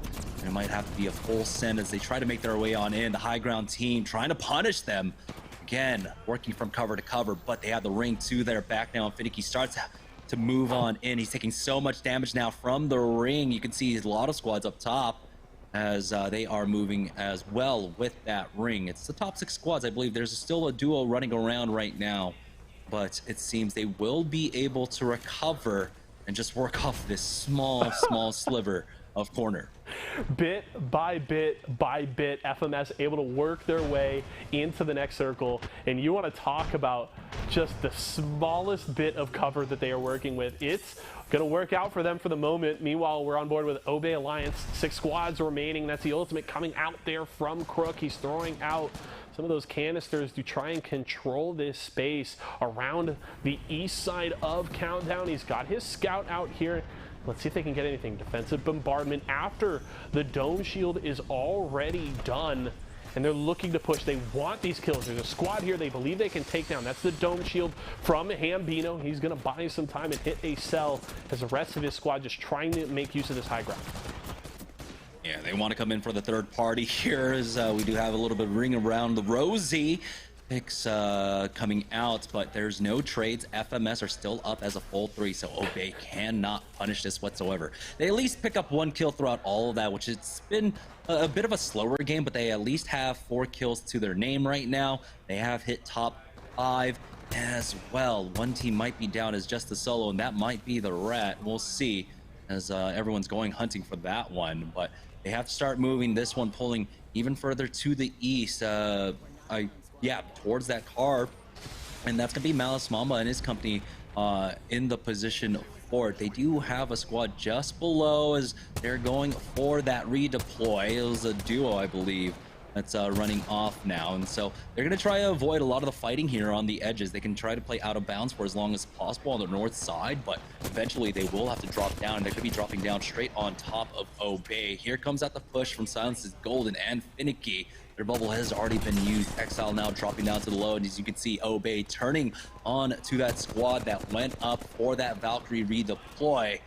Looks like they are safe for the time being, losing out on 1. Obey picked that one up, and that was a risky play. They were trying to avoid as much of this fighting as possible, but it was not, as now XOXO Obey Alliance with full control with a lot of safety. Obey starting to make their move. They see the bubble down. How much more extra utility do they have? How many more barrels can they throw on in onto XOXO? If they had a Nox gas grenade, that would be absolutely massive for them, as you have XOXO just holding it down, finishing off, helping, and Exile. The top 2 squads remaining here, XOXO versus Team Obey in the final 3v3. I love Obey Alliance's composition for this moment. They've got tons of utility just naturally with the kits of their legends, so I think they have a bit of an advantage here, but XOXO has been performing strong tonight. They're working with the Kraber, so if they can keep Obey Alliance at a distance and use the range that they have, could be to their benefit. Kill leader is turns right now. 5 kills so far in this game. Gibby going to, that's the defensive bombardment here out on top of them. But that means that, I don't know if they have their defensive bombardment available. They do have the jump pad. Great shot for 123. The shred from the R301, and here comes XOXO. Absolutely beautiful now as you have the man advantage. They're trying to pop that fast res, and we'll see. No punish coming out yet. As Obey Alliance are trying to make the push on in. They got the knock onto turns, bringing this down to a 3v2, but their HP not the greatest here as Crook still needs to heal up his HP. But it looks like time is running out, but the climb up comes out and they're losing out on more members. It's all up to Malice Mamba, bringing this one down to a 2v1. But ultimately, he has more HP than the last two players combined. He's got the EVA 8 as well. And that tap from the flank, he gets one, and EXO will be able to clutch up and take the win here in game number 3. What an absolute finish there. The 1v2, and you mentioned the key was the health available there, and it works out so well. He's able to sneak up behind the two players there of Obey Alliance, and I was thinking it looked like they had everything that they needed. The defensive bombardment came out, was able to allow them to close ground there, and then they get the two initial knocks, and it looks like this should be it. Obey Alliance should take this game, but EXO coming in clutch again. 2 wins in the first 3 games tonight. We love to see it. Yeah, we're going to take a short break. When we get back, we'll have game number 4 of the evening after this.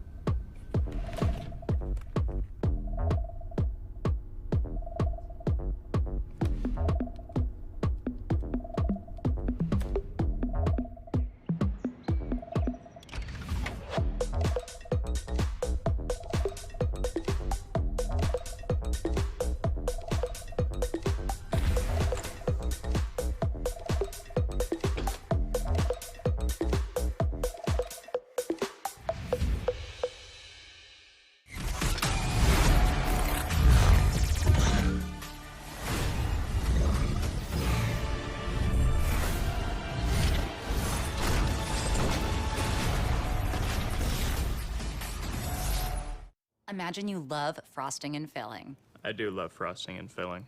Oh, well, imagine if there was a way to enjoy that delicious goodness anywhere, anytime, out of the toaster, out of the box, out of one of those baggy thingies, with nothing but a thin layer of foil between you and... Pasta. Yes, Curtis. This is a commercial about pasta. I love it. Frosting and filling for your pasta. I like pesto. I wasn't born in the spotlight. Nah. Had to grind and shine like a star on a hot night. And something about the struggle now resides in my muscles.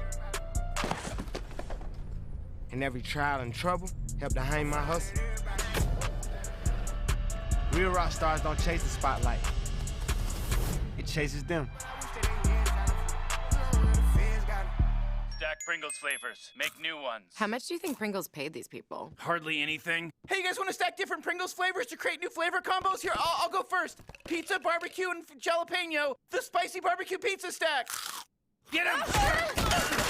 Grandpa, what's going on? Pringles. We're trapped in a Pringles commercial. They must have taken us in our sleep. How can we get out? We can't, Summer. They warned me this would happen and I didn't listen. Stack Pringles, make endless new flavors. Stacking Pringles to make new flavors. Make endless new flavors. Barbecue, wavy, and sour cream and onion equals a 3-layer dip stack.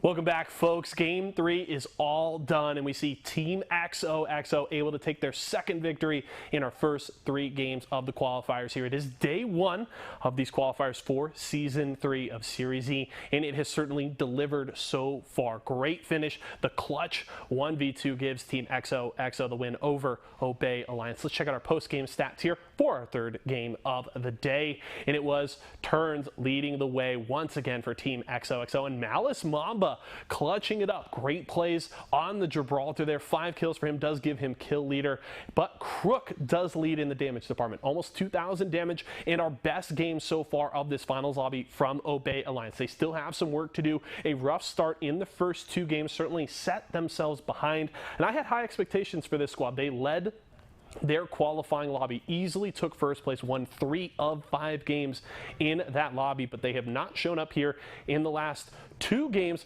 finally delivering in the third. We'll have to see if they can get over the hump, grab a win themselves. We got 2 games remaining on the day, so don't go anywhere, ladies and gentlemen. The Series E action continues after this.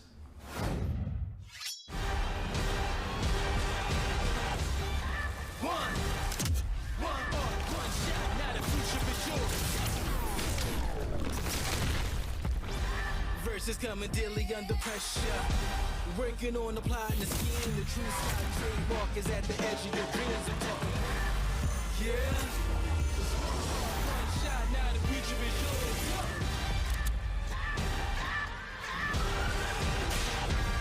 I'm turning dreams into reality. In the lab with the formula and chemistry. The memories spark and motivate and make the industry shake. Get the bars in the breaks. I'm talking one chance that was so good for the go. It's one shot, now the future is yours. Go! It's Kellogg's, Fruit Loops, Apple Jacks, Corn Pops, Tiger Paws. They're Jumbo. Jumbo snacks, snack time heroes. Go take them on the go. Cereal, magnified, showing up for snacking time. Jumbo snacks, snack time heroes. Go take them on the go. It's Jumbo. It's your snack. It's Jumbo Snacks.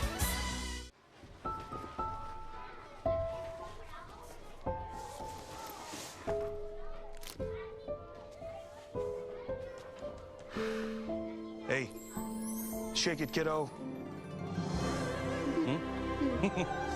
Love Dad. Oh.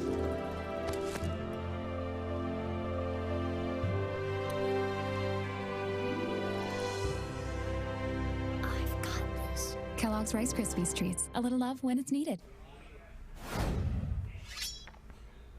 All right, welcome back, guys, to Series E, and it's weird to say, but we're down to our final 2 games of the day. It all feels so short, as we only have 5 games played throughout all of our qualifying nights, and so now it's coming down to the wire. Like you said, Yeso, we have $1,000 on the line, along with ultimately the prize after our next 3 days of earning a spot here in Series E. Yeah, that $1,000 certainly important, but the big prize is that spot in Series E Season 3. That means you get $750 a month salary. You can then compete every Tuesday and Wednesday night for more cash. So there is certainly a lot on the line here for all of these squads, and crazy that we're going to have to whittle down. We had 42 teams compete today, and we're only going to take 4 of those at the end of all this. And we could even see more signups if people head over and try and get in on the action, because there's still time to do so. But only 4 will move on to Season 3. Get that sponsorship, get on that team, and compete against some of the best squads you see across the world. The TSMs, the Cloud9s, the CLGs, and more. So certainly a lot to fight for here. Let's check our Mobile One leaderboard, though, after 3 games. And no surprises here. Team XOXO with 2 wins under their belt in first place and have opened up a 21-point gap. And really, when we look at that 21-point gap, it seems so strong for them, especially with how consistent they're being. 2 wins overall. But surprisingly enough, it's on the other side of the leaderboard. We're looking at teams like Team Superior, 2 Brains Controllers, 6XZs, teams that really did perform throughout Series E, but now they are struggling here during the qualifiers. Yeah, and we kind of mentioned it at the top of the day. We saw some of those squads, and I've touched on them multiple times, that were really strong in the qualifying lobbies to get into this final lobby. We can highlight Team Superior, for example, as well as Obey Alliance. They topped their lobby through their first 5 games of the day, but they haven't necessarily shown up here in the next 5 games, and it's where, you know, the competition gets stiffer. These are the best teams we could pull out of that group of 42, and it just means it's going to be that much more difficult. Thankfully, Obey Alliance get up to 24 points. They had a strong performance in that 3rd game, but now it's important to carry that momentum into games 4 and 5. You cannot rest on your laurels, because every single point matters. Yeah, let's take a look at the Mobile One high performance moment of game number 3, and it's Team XOXO trying to survive the onslaught here, and starts off great for them. They're able to get that first kill, but you can see the fast res coming out on the other side. Ronnie is just trying to be an absolute nuisance here and just keep them contained while the res goes off. Yeah, and the push comes in from Obey Alliance, and why we thought they were so strong here is, look, they get that first knock, and they're even able to get a second one, right? They have one player go down, but when you're looking at a 1v2 advantage, there's no time where you're ever picking that one player to win it, but it was the health advantage pushing up onto the top of the car there, and XOXO pulls out a crazy victory. That's the Mobile One high performance moment, and we're ready to get into game 4, our second to last game of the day. Team XOXO with that strong lead, looking to keep building on it, while a bunch of other squads just trying to chase them down here with 2 games remaining. Yeah, one more good game and they secure themselves the $700 for coming in first place. At the very least, this time around, again, the zone really favoring the western side of the map today, as this time around we'll have a thermal station ending, and so this one's going to be more southern, but still going over to the west. But on board with Team XOXO playing off of Frag East, we know why. Teams really do favor this drop. It's so central, you get great loot, you can also pick up that beacon for themselves along with those cargo bots, so securing yourself some gold equipment can be absolutely incredible for themselves. The bow check bow coming in for I'm Just Gibby. And I don't know if they pick up the cargo bot quite yet, but that will be some better loot for them. Honestly, if you want, you can also try to pop purples to try to get the armor for yourself, but we'll see exactly what they do. They've got 3 blues to hand around, so they're in a pretty decent state here for the early game.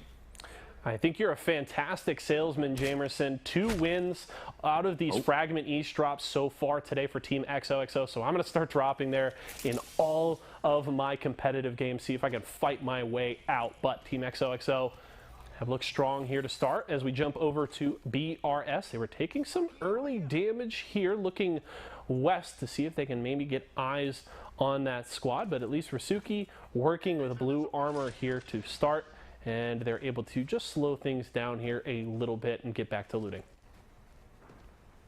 Yeah, and so finally we're seeing some challenges going over here by Skyhook. Like I said, it is a 2-team drop, maybe even 3 sometimes, but it's going to be 2 brains, 1 controller trying to change things up a little bit. As you can see, Tech going over to that Valkyrie now, so playing for center zone.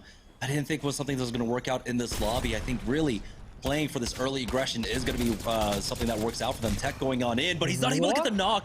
Luckily for him, the fill-in of Greek to take out Yo-Yo Joe. We'll keep him alive for the time being. He does need to heal up, but they've taken out Mask now, and I believe it's just Navalo left. They should be able to finish him off in just a moment, as they give Tech that moment of reprieve, and there he is on the low ground. Navalo will get finished off. And it's 2 brains, 1 controller, changing things up, finding the early game kills. This is the game plan that I wanted to see out of our more seasoned squads. I was getting really worried for Tech there. They hit that early arc star. He goes for the aggressive push with that EVA 8, and it looked like it was an easy kill to secure, but all of a sudden, Tech wasn't able to finish off that kill. Got really low, but thankfully the backup from Greek and Slurpee comes through. They're able to grab those early kills, so 3 points early on to 2 brains, 1 controller is certainly going to be how they want to start these games. As we jump over to Dude's Night Out, they were on the right side of that Mobile One leaderboard, which means they are outside looking in right now. They are a squad that definitely needs to get as many points as they can out of these remaining 2 games. You aren't necessarily worried about the $1,000 tonight, but it's about racking up as many points and getting something to build on here for Thursday. This is a great chance for 2 brains, 1 controller who find themselves on the wrong side of the leaderboard today. With this ring pulling down here to the southwest, coming out from the western side, they can really try to utilize that spot, play the edge. And we know that there are multiple teams over at Skyhook. This is the chance for them to try and pick up a lot of kill points. They need to keep up the aggression. A team, though, that's going to be slow playing this one is going to be Dude's Night Out, who find themselves in a great spot on the north side of Thermal to try and find kill points in a relatively safe position. They have the 30-30 repeater on Skittle here. Don't know what the rest of the loadout looks like. We'll see if they can pick up some early game and mid game kill points here. As you can see, Skittles now redirecting his focus to the northern choke, but no competition here, getting flanked. They have to be careful, and Musa the man goes for it behind, but here's the EMP right on top of them, taking some damage, but Musa will be able to go for that re-peek. He's got the scan as well, and he notes that they all ran away, so unfortunately that he popped that Beast of the Hunt. He'll not be able to get much value off of this one. Yeah, a bit of a defensive EMP there, that squad throwing it in just to buy themselves enough space to retreat, because it looked like no competition was a little bloodthirsty. Looked like they maybe wanted to go for that push, grab themselves some early kills, but it isn't going to quite work out there, as it looks like I think we had a squad there dropping in with a Valkyrie ultimate just north of where no competition is. So they seem at least curious about that, as we swap over to Obey Alliance, and they are on the east side of Thermal Station here, setting up some of those caustic traps. It looks like this was the squad that came in for that redeploy, and they're getting punished for it now. A lot of nades going down. Still over here, Lava Fissure, Harbingers in a fight. It might be 2 brains, 1 controller here. Like I said, trying to play the edges. We'll find out.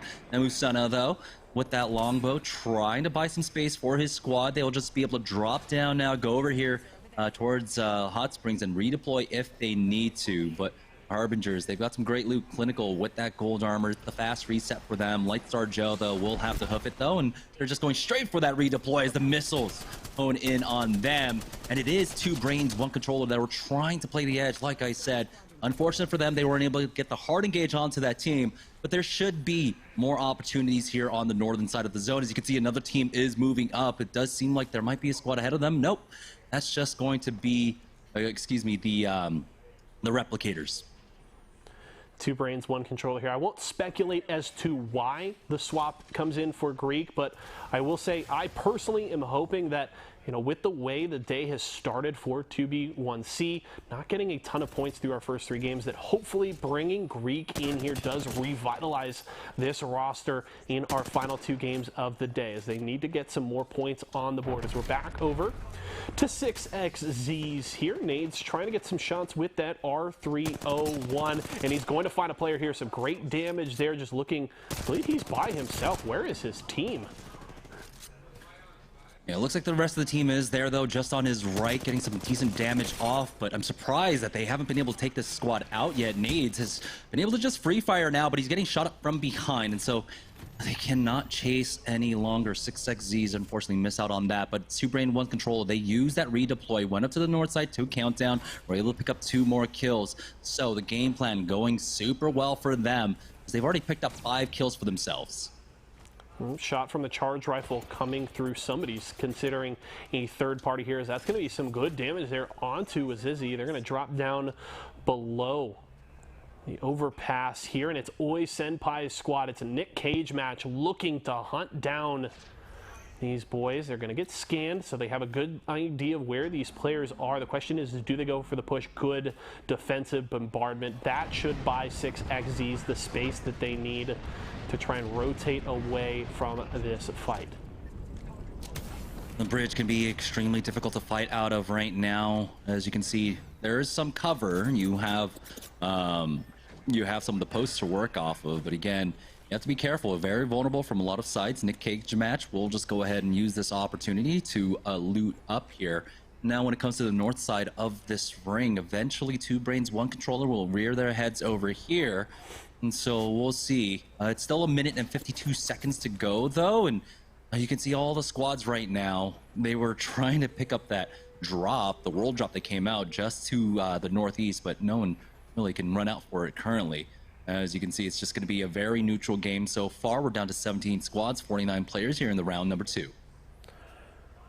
Nick Cage match just being very patient, holding their position here on top of the bridge, trying to get some shots there, and they're actually going to get the knock on a box of tea. They're going to try and chase down 6XZ here. Beast of the Hunt out from Season 1 Wingman, the jump pad available, and here comes Nick Cage match. Scan as immediately they get onto the high ground. Dome Shield going to buy at least a little bit of time here for 6XZs, but the utility going to come through now. The Arc Star, the Thermite, and can they get these kills? They're trying to run, but it doesn't look like they'll be able to escape. Great shots here with the scout, but Season 1 Wingman going to go down.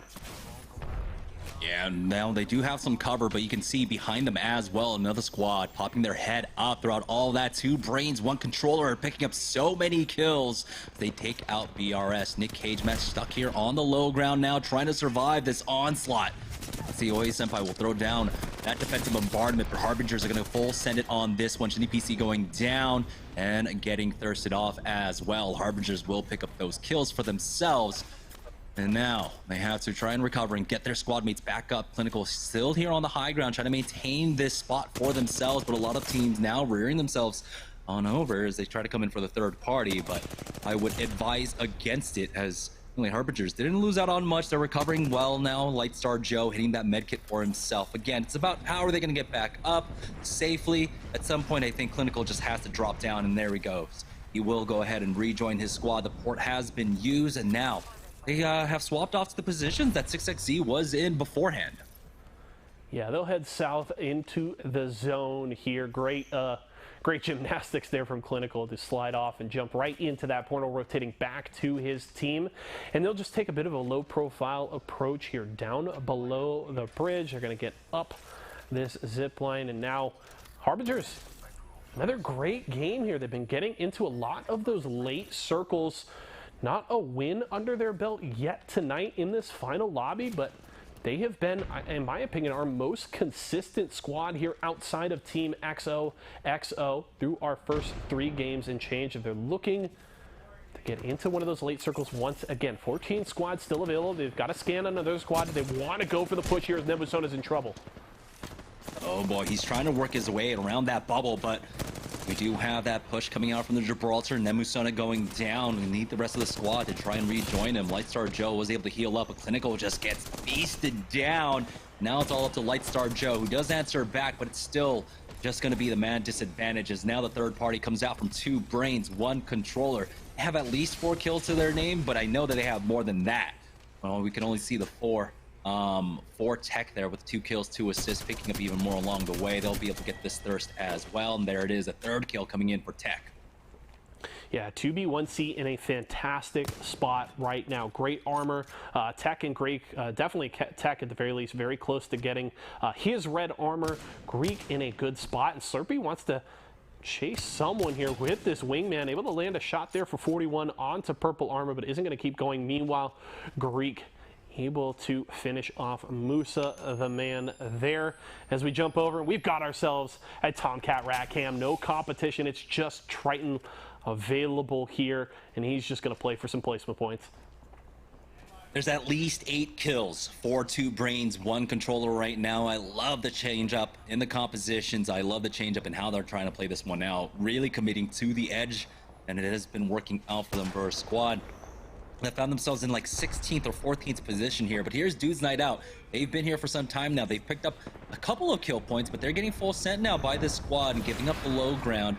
Here's, we'll see if that team tries to push out. They did get 1 connect with that defensive bombardment. Duke wants to push off of it, and he's able to get a beautiful spray down. No, not quite yet, but a lot of damage going across as they're getting punished themselves. They do have to be careful. As you can see, OP is dropped down to about 20 HP. They do get 2 knocks. It's going to be Slurpee and Greek, and 2 brains, 1 controller. They had such a good game, but now it looks like Tech left in this 1v3. They bit off a little bit more than they could chew, and they will fall here in top 13. Dude's Night Out survive that, and they'll be able to hold the northern side here, pick up all the loot that 2 brains, 1 controller brought over to them. Wow, Dupe just catching 2 brains, 1 controller, kind of with their pants down, jumping off of that balcony and catching those 2 players just sitting outside of the door. They didn't seem ready for that aggressive play, and it doesn't work in their favor. Now Dupe find out, going for another push. Great shred there from Verholz as they're looking for another squad. That's Malice Mamba going down, and they wipe their 2nd squad here in about 60 seconds. Dude's Night Out has arrived here in the qualifiers. And that's massive, putting a slowdown onto Team XOXO, who we really didn't see on the kill feed in this game. And so they might be stunted there at about 51, 52, maybe 3 points. And so this is an opportunity for the rest of the lobby. Remember, Team XOXO had a 21-point lead heading into this one now, but their opportunity to try and grow that lead is gone. Everyone else looking to catch up, especially Dude's Night Out here, still holding the northern side of this zone. And we'll find out in just 15 short seconds where this ring is going to be pulling. But You have to imagine a lot of teams really favoring the position just south of Dude's Night Out, towards that circle building along with the pipes and platform to the west of that as well. Here on the east side of the zone, though, we're on board with Team Ego playing this one out as a duo. Lost out on Luda, never able to get him back into the game. But no, this ring is going to be pulling to the south of the main drill inside Thermal Station. So we're going to have a lot of movement coming out from the north side. Yeah, Ego, just 2 players here as Luda respawn all timed out here. So Ego in a certainly tougher position, but we have seen a team win from down a player.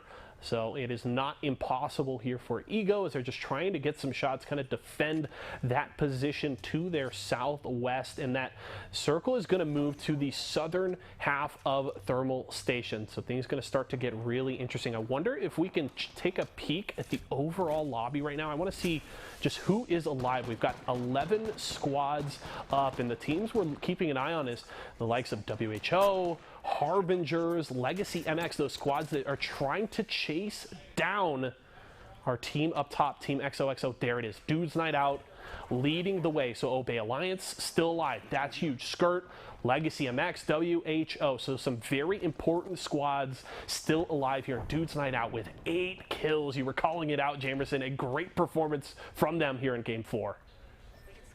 And take a look, 2 brains, 1 controller. Before they went down, they had 10 kills overall. Imagine if they could have continued this kind of momentum into the late game. This could have been a 30-point game for them. Really caught them up onto the leaderboards, bring them into the top 4. Unfortunate for them, just full sending on to that fight. Got an opening frag. At this point, Ego now making their move on in. It looks like it's going to be relatively free as they find themselves here on the low. Now Dude's Night Out starting to position and try to find a way on in. They're getting shot up from the platform to their south now, though.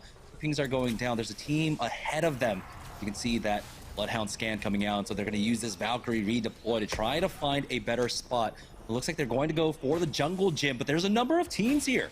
You got Obey Alliance on the eastern jungle gym and another team on the other side, and so this is going to be difficult for them to try and win this one out. We'll see exactly where they land. They do have the information, scouting information coming out from Valkyrie as well with her passive, but here comes the squad. There's one above them. What's that Octane doing? Is he just a solo here? No, this should be Team Ego actually coming in, as Hambina's going to go ahead and toss up that bubble. It goes a little bit short, but they do push on in as Obey do pick up kill on to try and bring this one down to top 9 squads. Dude's Night Out, though, going all the way to the eastern south side of this zone. This is a great play coming out as scans do come out. There's a full 3-man ahead of them here. We'll see if they can walk this one down. Skittles now pushing forward with a decent spray, hitting for the purple armor, goes for, looked like maybe try to hit missiles there, but no, nothing quite yet. Right now, they need to bide their time. Again, this is a tense situation. If they can win this one out, though, they're in a great spot to try and finish this one off. Oh my goodness, dude, holding on the angle with that Kraber, doing big damage, forcing out the bubble early on. Skittles trying to punish it here. He does stick that bat and gets it off at the very least, but he's still in the middle of nowhere. 6XC's losing out on Box of T as OP's Verlust goes for another peek, taking out nades now, leaving this one down to a 1v3, and Dude's Night Out will be able to maintain this position, pick up another 3 kill points. This is an absolute massive game for Dude's Night Out. I mean, there's still 6 other squads remaining, but the way Dude's Night Out is playing right now, it appears Game 4 is theirs to lose. The circle didn't quite move towards them. They'll have to work their way just a bit to the west, but the decision to head to the southern part of the zone here is certainly working out here for Dude's Night Out. Verholst with the kill lead right now. 5 kills to his name. We even saw Dupe with 4 of his own, so it's a fantastic performance here. They're looking to put a fat stack of points on the leaderboard here with just 1 more game to go. And the question is, can they get into this circle and get control? They're going to have to deal with at least a couple of squads headed that way. We saw WHO was controlling the high ground there in the middle of Thermal Station, but the circle moving away from them means they had to get pushed off of that strong position as Verholst just trying to put out as many shots here with this flat line before the rotation comes through. The one thing he does have to be concerned about is running a little low on that heavy ammo as we jump over to WHO. They're just on the northern edge of this next circle, and they're in a bit of a bind. Yeah, they're trying to play the jungle gym here, but the defensive bombardment is just so huge. Even though stuck in the corner, Joe Max will be able to get the kill and the thirst onto Davis Wave, and they're just getting finished off now. Skittle Cake's coming on in. Skirt now in the back as they're going to lose out on Exile and helping Z Davis, the only one left. He does hit up that bad and gets that off. Backed up, cornered here as Dude's Night Out full committing onto the squad now. Beautiful play coming out from them. It looked like they were trying to commit essentially to just picking up kill points, and that is what they will be able to do. You can see all the third parties coming in as well. Another team coming in for the sandwich to pick up these kill points, but it's Dude's Night Out now holding this angle. You can see in this final ring, going to be pulling out into the middle of nowhere, so it's important to be able to finish these squads off, but the team up top is making this difficult now. Dupe having to hit up some cells here. He has 3 shots left in that Kraber. This can be the difference maker. We saw him open up with that before as a sliver of that Gibraltar's leg out, but it's going to be a full push out. No, never mind. It's the Valkyrie there that's left, and they will be able to finish this one off as Obey now losing out, as Dupe will be able to pick up that armor swap and then go ahead for the next fight, pushing on out to finish this one off. But Verhulst takes out Jaguar as they need to get Dupe back on up. They got 5 seconds left, and now they're running out of time. All the teams here just fighting in an absolute cluster, and this is, I think, the truest definition of a cluster. Stuck in that corner here as Anime Freaks are just sitting on the outside, picking up these kills very slowly, and they should be able to get the win. It's 3 squads remaining as Anime Freaks hold the center of the zone. Yeah, it just looked like Dude's Night Out got a little too thirsty for those kill points, and it will cost them a win here in our 4th game of the day. They push into that choke point, they get third-partied and go down. And the big key there was we had Dupe. I was keeping an eye on his defensive bombardment, but he wasn't going to get it in time. But here comes the push. It's Pro MK, Legacy, MX here up against Anime Freaks, and they're going in for the finish. Now you got to worry about that third party coming out from Obey Alliance. No trades, though. And you can see that Anime Freaks are still fairly healthy. They've got the bubble down for the resets. Hambino's trying his best, but he will ultimately fall as that rack going down in top 3. Anime Freaks losing out on 1 throughout all that pyramid, now bleeding out. Bambino still needs to heal up, but this is going to be a 1v2. Beautiful Thermite gives them all the information they need as he hits down with the missiles as well, hitting for flesh. They're not trying to rush anything anymore. It's down to this 2v1. He goes for the last peek, and Anime Freaks will be able to finish him off, and they'll take game number 4. Another one of those squads on the wrong side of the leaderboard that we were highlighting before this game. Jamerson, a huge win from them, though. This is Bambino, who we talked about at the start of the day, splitting up that Nestle Splash roster. He's now with a new squad here, and he's trying to get his way back into Series E, and a win like that is certainly going to do them a lot of good. A lot of points stacked up there. And Dude's Night Out, another squad, while they weren't able to win the game, they were racking up the kills in this one, and they're definitely going to be feeling good going into our final one of the day. Yeah, so we're going to take a short break. When we get back, it'll be the last game of the night, so don't go anywhere, guys. You're not going to want to miss this.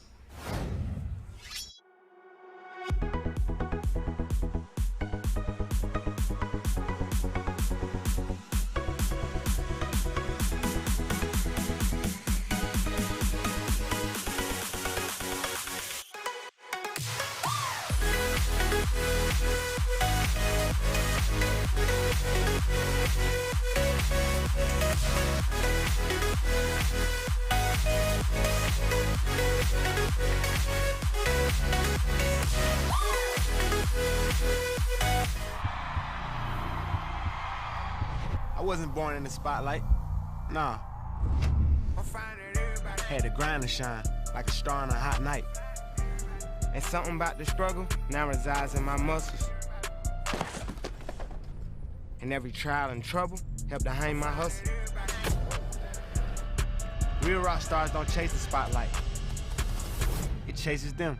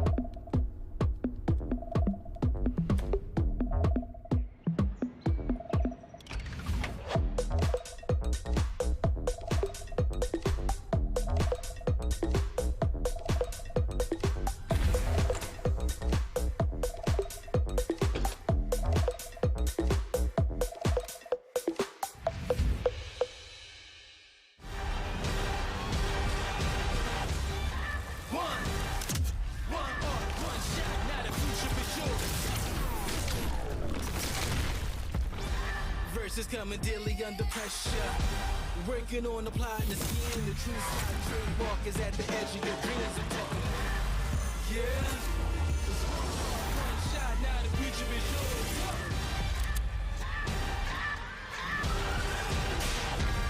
I'm turning dreams into reality. In the lab with the formula and chemistry.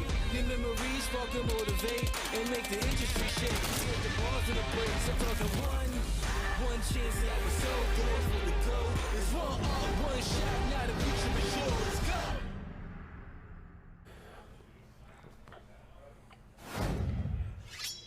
Welcome back, everybody. 4 games in the books here, and just one more to go on our first day of qualifiers for Season 3 of Series E. We saw Anime Freaks, led by Bambino, able to grab the win there after a rough start to the day, but definitely some big points on the board there. Also, Dudes Night Out. I expect that we're going to see them here on our post-game stats as we pull those up for you, ladies and gentlemen. Obviously, Bambino leading the way for that Anime Freaks squad. They're able to grab the victory. Huge game from them here with only one more to go on the day. Meanwhile, Duplex, 6 kills there. Dudes Night Out absolutely popped off in that one. While they weren't able to get into the top 3, they racked up a ton of points, and that's certainly going to be something for them to build off of as our qualifiers continue. We'll have to see if they can finish the day as strong as they had in game number 4. And it's Verholst, 2,300 damage there. It was just all across the board. Dudes Night Out showed up here in game number 4, and I'm hoping they can do it again in game number 5. We'll check our Mobile 1 leaderboard, our Mobile 1 high performance moment, and we'll get ready for game number 5 after this break.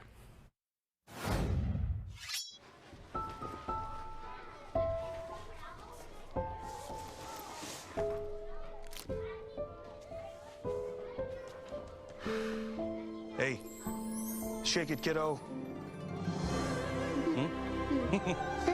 Love Dad. Oh.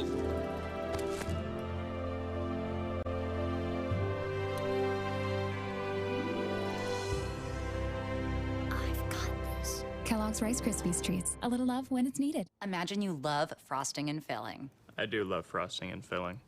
Oh, well, imagine if there was a way to enjoy that delicious goodness anywhere, anytime, out of the toaster, out of the box, out of one of those baggy thingies, with nothing but a thin layer of foil between you and... Pasta. Yes, Curtis. This is a commercial about pasta. I love it. Frosting and filling for your pasta. I like pesto. Cheez-It snapped. How's it taste? It's so thin, crispy, and cheesy. And I just want to keep eating it. And eating it. They love them. Snapped. So good we may run out of cheese. It's fruit refreshing, refreshingly sweet, but without sugar, 0 calorie treat. They're all our top flavored smash. It's fruit freshin'. Kellogg's, Fruit Loops, Apple Jacks, Corn Pops, Tiger Paws. They're Jumbo. Jumbo snacks, snack time heroes. Go take them on the go. Eat your cereal, magnified, showing up for snacking time. Jumbo snacks, snack time heroes. Go take them on the go. It's Jumbo. It's for snacking. It's Jumbo Snacks. Stack Pringles flavors. Make new ones. How much do you think Pringles paid these people? Hardly anything. Hey, you guys want to stack different Pringles flavors to create new flavor combos? Here, I'll go first. Pizza, barbecue, and jalapeno. The spicy barbecue pizza stack. Get him! Grandpa, what's going on? Pringles. We're trapped in a Pringles commercial. They must have taken us in our sleep. How can we get out? We can't, Summer. They warned me this would happen and I didn't listen. Stack Pringles, make endless new flavors. Stacking Pringles to make new flavors. Make endless new flavors. Barbecue, wavy, and sour cream and onion equals a 3-layer dip stack.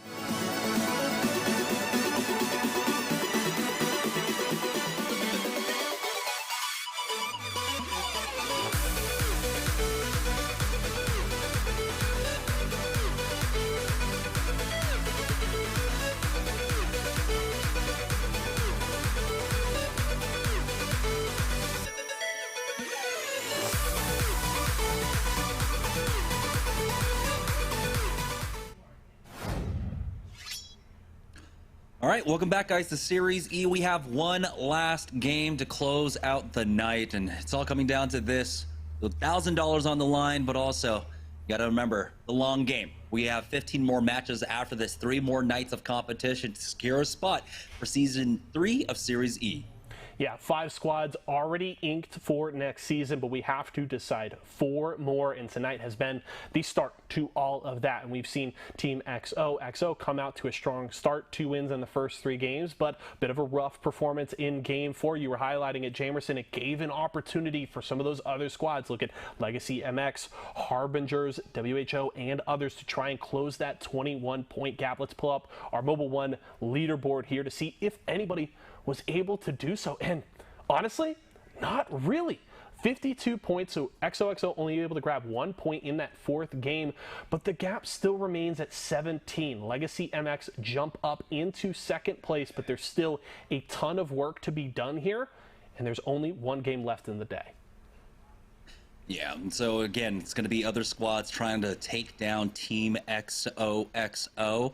But I think at any points on the board, really, that makes it that much more difficult at this point. With about 5 squads that can honestly try to contest, it's still a dangerous one. So we'll see how Team XOXO try to play this one out. We did see some change-ups coming out from teams like 2 Brains, 1 Controller, who do now move up to 11 points, or excuse me, 11th overall with 21 points.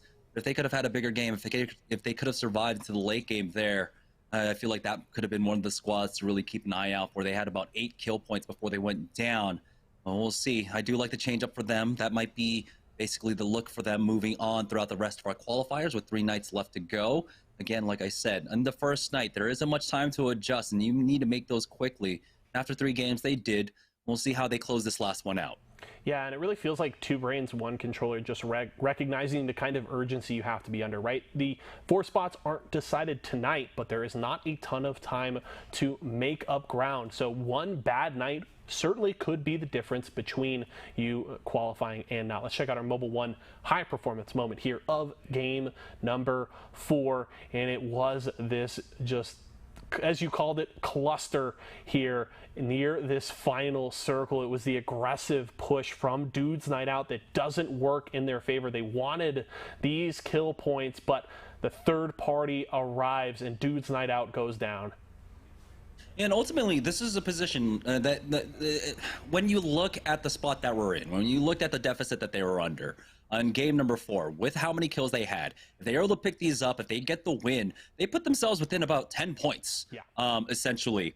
And so I can definitely understand why they try to go for this. But again, when you're under that kind of time constraint, when you're under this kind of pressure, mistakes are going to be made. They do pick up some kills here onto Obey and such, but they were never able to clean this one up properly, and they got punished for it, but I definitely respect the effort for it.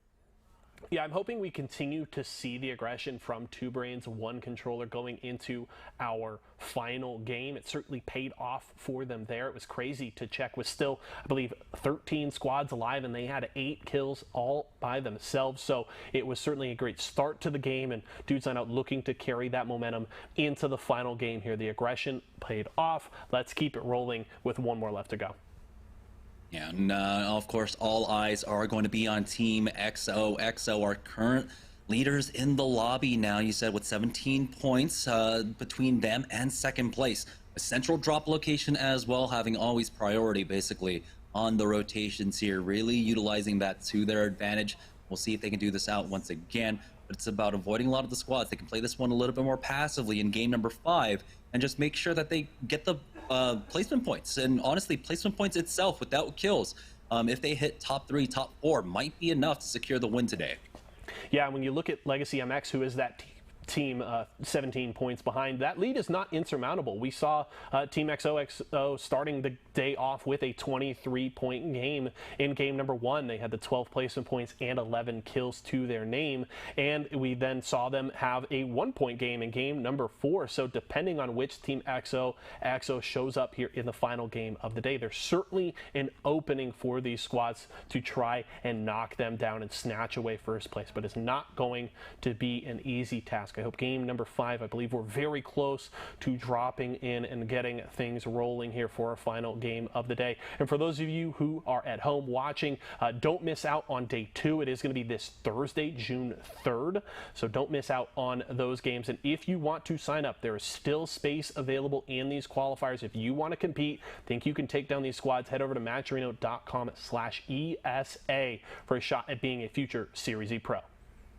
Yeah, very busy day for all of our competitors, or a very busy week. You got champs going on right now as well, and so for the teams competing in champs, there's just a lot of pressure, especially for the teams that aren't signed right now, and especially when they're trying to get this extra level of support here at Series E, being a partnered squad, having 3 months, 4 months of salaried as well. I mean, it makes a massive difference when you're competing at this level as well. So a lot on the line. Now we have one final game left to go. Again, it's a cumulative qualifier here, right? And so while this last match is still important, we have to look at the long game itself. 15 more matches, 3 more nights of qualifiers to be played out. Yeah, and that's hopefully what a lot of the teams that were able to play tonight, specifically the ones that qualified for this final lobby, take away. It's not that you have to have a phenomenal performance on a single night. Hopefully they can learn from some of the mistakes and successes they had here tonight and build off of them, because you're going to be seeing a lot of these squads again and again with 3 more days remaining. So hopefully as we get to Thursday and then next week, there's a better sense of where are people dropping, what kind of teams can I push early, do I want to play aggressive or not, am I playing center zone or edge in this lobby? And as teams start to get a better sense of that, I think it's going to get really interesting down the line as we get closer to the end of qualifiers. And I think especially in this situation, and especially with how Season 2 ended for our relegated teams and for the team that were able to eke on by Team Incel, they're definitely a team that you can look at. In the last 3 days of competitions, they absolutely popped off to actually make it in. They played with, I think, like a 100-point deficit at one point. They were able to break that and secure their spot by 2-3 points. And so with 4 spots on the line, you need to give it your all every single day, every single game. But here we go. We're heading into game number 5, our final game of the evening. We have $1,000 on the line.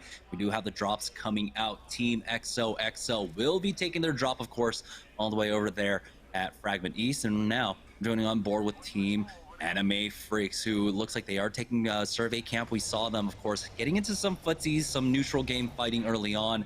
We'll see if they do get contested once again over here at survey camp. My body is ready, Jamerson. The first 4 games have certainly delivered here to kick off qualifiers. It's been a very fun day of competition, and I think we're just going to get more of the same here in our 5th game. Anime Freaks able to dig themselves out of an early rut. A big win for them in game number 4 has them in position to, at the very least, have a very strong finish to night 1 of the qualifiers. They're going to get in here and loot the tunnel. No armor here early, which is unfortunate to an extent, but we'll see if they go for one of the aggressive approaches we have seen from teams later in the day. Look at Dude's Night Out and 2 Brains, 1 Controller, who had strong showings in game 4. It was more of a forward approach from them, not sitting back in center circle. They were hunting teams and getting kill points for themselves. So we'll see what the approach is from Anime Freaks here in the final game of the day. Does seem like this ring is going to be starting to pull down to the south now. Never mind, we have a better look at it. It's going all the way over towards Overlook. A lot of interesting circles that this one can end on. The train tracks definitely a heavy focus, but with the rocks in play on the north side of Overlook, I think that's the position that you're definitely looking for, especially with how hard this ring is hugging. The second ring I'm speaking of is hugging the first ring right now. It's a pretty good indicator that it'll continue to go to the northeast there. So keep an eye out on that one. But holding inside Overlook itself proper can be strong for the team that is over there. They'll have access to a beacon. They'll have a pretty decent position to try and gatekeep other squads from coming on in. But here we go, our first fight. 2 Brains, 1 Controller trying to get aggressive once again onto the Lava Fisher team. This time around, though, they're a little bit disjointed. As you can see, Slurpee G on the front line with that Wraith. They're trying to go for the airburst, and this one might actually connect. No, it doesn't somehow, but Tech does hit with that flat line, trying to put some fear into them, trying to focus them down and get them into that building to make it a little bit more easy to approach this fight, though. But the utility's coming out from the other side now as Tech redeploys himself to go onto the high ground there. Just a little bit of a high ground, but Darkstars are connecting. Great, taking damage, and this push is getting slowed down quite a bit. And so now this is the worrying part. Do the teams to the north of them that were playing over by Trials, do they come in for the third party? Here's Greek, though, trying to get something going. It's for 75 now, and the Gibraltar accidentally falls down. They try to turn on Slurpee G, but Tech will get that first knock, and it's gonna be the same squad that they fought in game number 4. Now low down, now down to the 1v3, and 2 brains, 1 controller will wipe them off the server. But here comes the instant third party. This is what I was talking about. Another squad rolling up, and Tech hasn't been able to heal up quite yet. They're the ones that retreat into the building, but knowing that there were no trades, that squad just tried to find a moment of opportunity with that. Arcstar didn't get it, and they instantly back off. 2 brains, 1 controller with an aggressive start to game 5. No surprises there. And as soon as the fight ends, a third party arriving. No surprises on that one either. But as you mentioned, that squad elects to back off, and 2 brains, 1 controller will use this Valkyrie ultimate. They're going to get that redeploy in position. They're going to just head further over here to the west, looking to continue looting up. They've got some great armor to start off here. Obviously, Tech already working with the purple armor, and they've actually found a squad. They're going for the push. Beast of the Hunt activated, and we're going to get more 2v1c fighting. Yeah, I thought they were going to chase out the team that tried to come in for the third party, but they found another opportunity here. They do have to be careful. They know that there's another squad in the area as well, but here comes the full send now. Slurpee G is in with that EVA 8, hitting for the gold. Has to hit that Q, but he's done enough to turn that focus away to him. Tech will get the first knock. Lightstar Joe to go down, and he will continue his push, but his team has run out of armors, and now he is by himself. Clinical has answered back. Greek and Slurpee G did not use this opportunity to heal up, and Greek now goes to the peak. He's dropped low, but he does get the knock onto Nemusona, but the thermite ticks are too strong. Clinical will be able to answer back. Slurpee G now trying his best to slow heal this one up. It is down to a 1v1, but the res is being popped up top. Does he have any utility to throw up there? He does not. He's just going for the full heal. Now we'll try to challenge in the 1v2. Never mind, it's the retreat coming out from him as he pops that portal to get Greek behind safety here, but still the 1v2 that he's fighting off of. And they should full send very shortly. He starts popping that res. The scan comes out. Now here comes the peak from that caustic, and Lightstar Joe will finish him off. Unfortunate, 2 brains, 1 controller will go down in the top 16 there. On board with Nick Cage match here on the northern side of the zone. They're holding down the train with the team coming in. One of our most action-packed starts to a game on the day. 2 brains, 1 controller. They wanted to continue that aggressive mindset, but it comes back to bite them as they are eliminated, and they won't even break into the top 10. They were at least able to grab some kill points thanks to that early fight, but placement points will not be there for them this time around. We jump over to FMS as they're looking for a fight here. Mullis with that EVA 8 trying to get some damage down. They're getting pushed from, it appears, multiple different directions as there's a defensive bombardment, and they're looking to finish off some kills.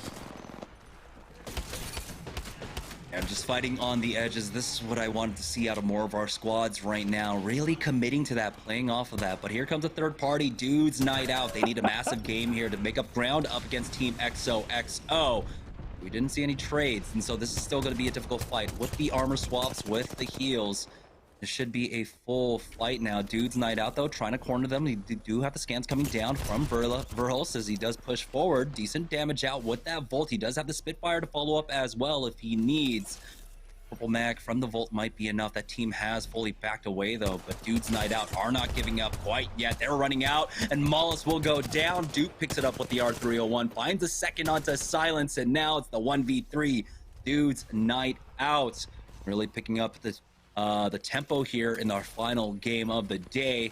They should be able to hunt down this last player, but he is being a bit slippery here. Hitting for the flesh, still ticking away, and it looks like they might have him cornered just as he turns the corner. He might have actually lost track of him. He is running as fast as he can. He's going to keep taking minimal damage there from the ring, but Dudes Night Out wants that kill, and they're going to do everything that they can to chase him down. We swap over here to We Know Joker. They had a couple of solid performances to start off the day, but it's been fairly quiet from them over the last couple of games here, and they've run into some action here. That's going to be Beast of the Hunt from Nissisk. And let's see if they can get aggressive. They want to get up to the roof here and try and grab some kills. They do have quite a bit of information thanks to this Beast of the Hunt, but are they going to be able to get the kills? Good armor from Mike Dark, but there's a push coming from a third party. So the third party's already arriving. It's going to get real hectic here really quick. And the team that was above them, Khan, do just go ahead and bail, go over to the north side of Fragment here. Scans comes down to cover that reach streak, but he's got to be careful going down that elevator shaft as he climbs back up. He does take some damage for that effort. Now armor's cracked. They're going to go ahead and pop that jump pad, but Nissisk is taking so much damage now. It's Team Superior to show up to try and come in for the third party. They might be able to get a kill here, but Joey Blackout's still up top, slowing things down a bit here. As Team Superior not able to find the timing quite yet. It's going to be 6xZs that actually gets that kill, but there's Joey Blackout getting the knock now as they hunt them down across the bridge. You got to be careful of the nades. Joey Blackout by himself does have that bubble to utilize, but he has no armor. He needs to slow things down while the rest of his team catch up. Rakinishu, Joey Blackout aren't here, but there we go. Things slowing down as they're having to fight from a squad that is in that broken building. They back away for now as a lot of the utility goes down. Yeah, that was starting to look really familiar. Joey Blackout running ahead of his team, trying to force a 1v1. It didn't play out for him very well on multiple occasions during Season 2 of Series E, but he isn't punished this time around, able to regroup with Rakinishu and Prodigy Aces, and this is a squad that, again, you know, another one of those teams that we have high expectations for, but is on the wrong side of the leaderboard. They need to have a strong finish to the day here so they have something to build off of. Going into day 2 is, oh, there's a Gibraltar right there. Hello, Rakinishu. You gotta be careful, but the drop down with that PK and Prodigy Aces to follow up. Moon will get finished off. You have the bubble as well. Instant armor swap. Medkit getting popped by Rakinishu now in. Prodigy Aces wants to continue this push.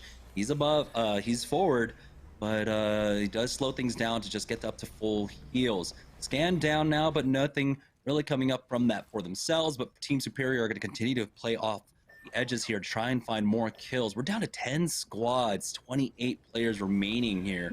As you can see, Prodigy is going back to that bridge to find the other squad that was pushing them. But now on board with Nick Cage match, you got Shinny PC, Oi Senpai, and Season 1 Wingman playing the rocks. This is the position that I was talking about when we saw this ring initially.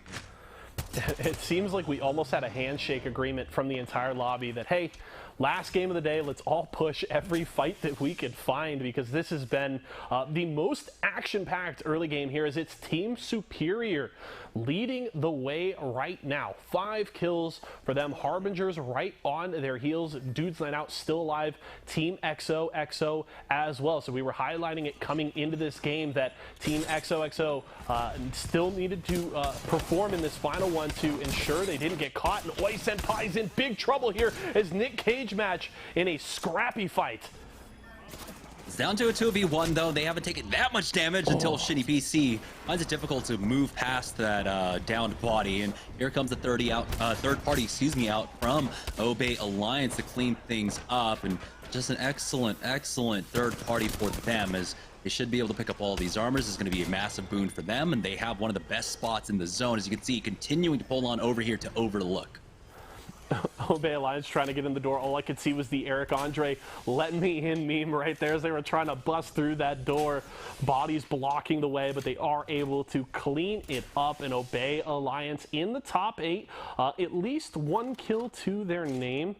Crook here does have 1 himself. They're all sitting on purple armor, so at the very least here with 8 squads remaining, they're set up fairly well. They're going to be able to loot up quite a few bodies in this building, and they're near center zone. So Obey Alliance, they weren't able to complete a victory in a game earlier on in the day, but they are at least set up fairly strong here in our final match of day 1. Team Superior make their way out of Frag East. They are over here. And they do have pings down on to Obey Alliance. Rakinishu getting tagged as he was trying to join his squad up on that sniper post, but I've got the information. There are going to be caustics in the area, and so they have to be careful cutting out these angles. You can see how Rakinishu is checking everything like he's playing Valorant over here. And now they're starting to push up the scan on down onto all three members of Obey. Do they have the utility? Try and force them off the roof. Joey Blackout looking towards him to see if they have the defensive bombardment. There it is. They're going to go ahead and throw that down, force them into the building. But they have to understand that there is a caustic on the other side here, making this one a bit more difficult. Good damage out from Rakinishu there with the PK, but a lot of it did go into that arm shield. They're still cornering them, though, and they're trying to buy their time throughout all of this caustic gas to try to find the opening. A good scan out, but Joey Blackout was taking a lot of damage, forcing out the bubble, and so that's going to make this push that much harder. They're not going to have the bubble to try and push in from one of the doorways. Rakinishu, another PK shot, but he has to back off as he himself is cracked. And now they're taking a lot of flesh damage from that gas. They're trying their best to tank it up. And the thing is, with the nerfs to the caustic gas, you can just heal through it. But Prodigy Aces goes in by himself. He trades his life for one, but Rakinishu tries to follow up as well, leaving Joey Blackout by himself. 6xZ's now coming in for the third party. The Mastiff, huge for nades here, but again, he will fall, and it's up to Owizzy along with Boxa T. They will finish off Obey.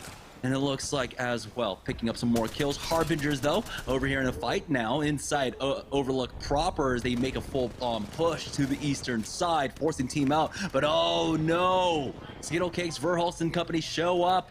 Now it's just Nemusona left to himself as he's just going to go ahead and call it here. Dude's night out, controlling the top yellow tankers, and they're going to go ahead and throw down nades onto these down bodies. We'll see if they can pick up any kills here, but this is an excellent position for them. As you can see, the ring will continue to pull on over to these buildings. Wow, aggression being punished in this final game, as that's going to be Dude's Night Out finishing another kill. Kill leader goes to Dupe. We saw Prodigy Aces doing his best impression of Joey Blackout, going for that solo 1v3 push and gets just bodied by that squad. And then 6xZ's come in for the third party and the finish. It is chaos here. And now all of the sudden 5 squads left. Dude's Night Out trying to do it again. We'll see if they can get the place this time they weren't able to grab in game 4, but it seems at the very least the fragging continues for Dupe, Skittlecakes, and Verhulst.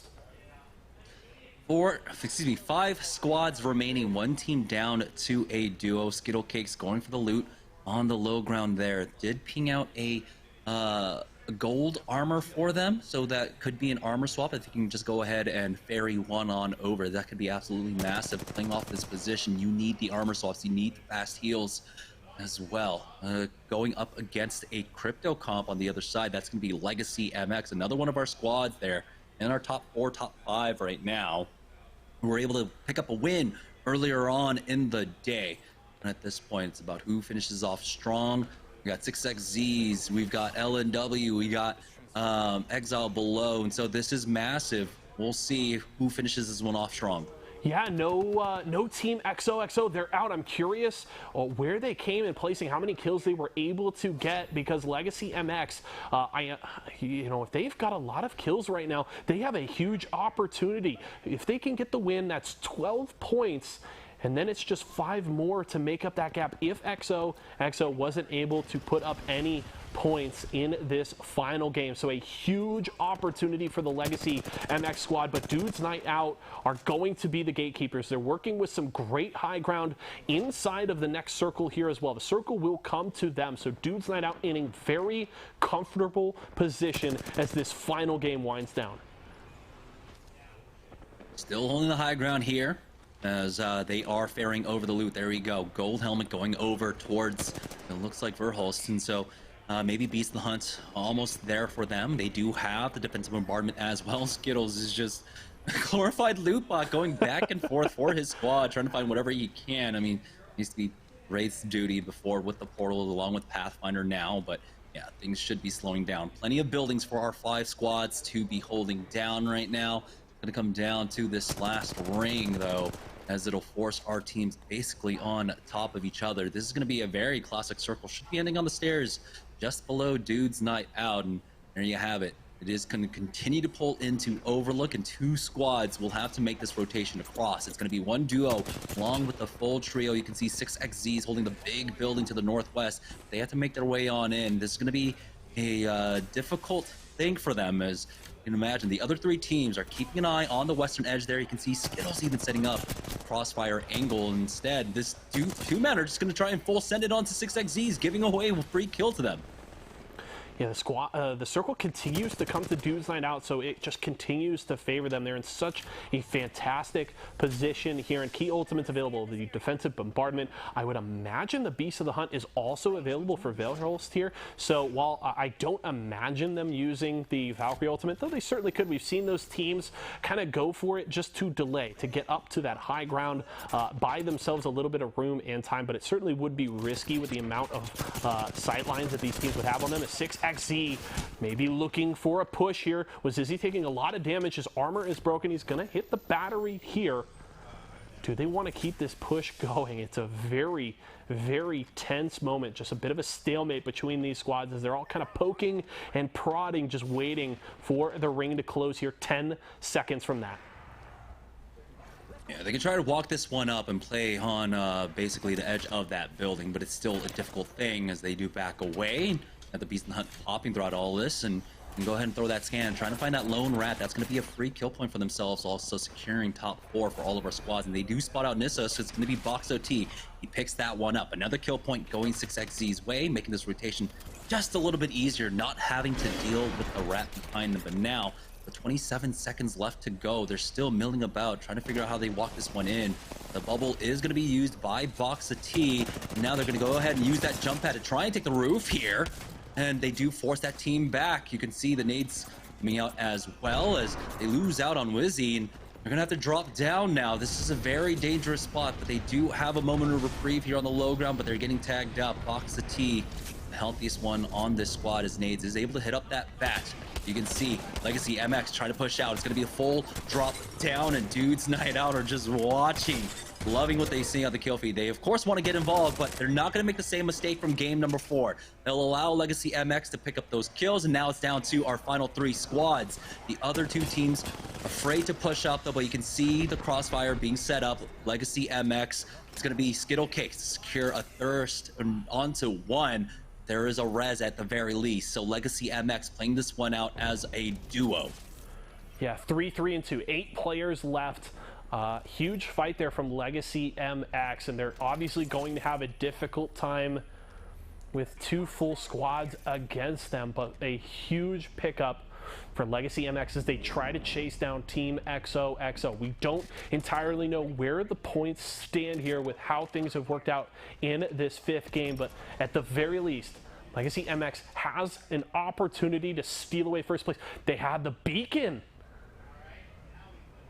Interesting, Mobile but it got respawn broken. beacon coming in.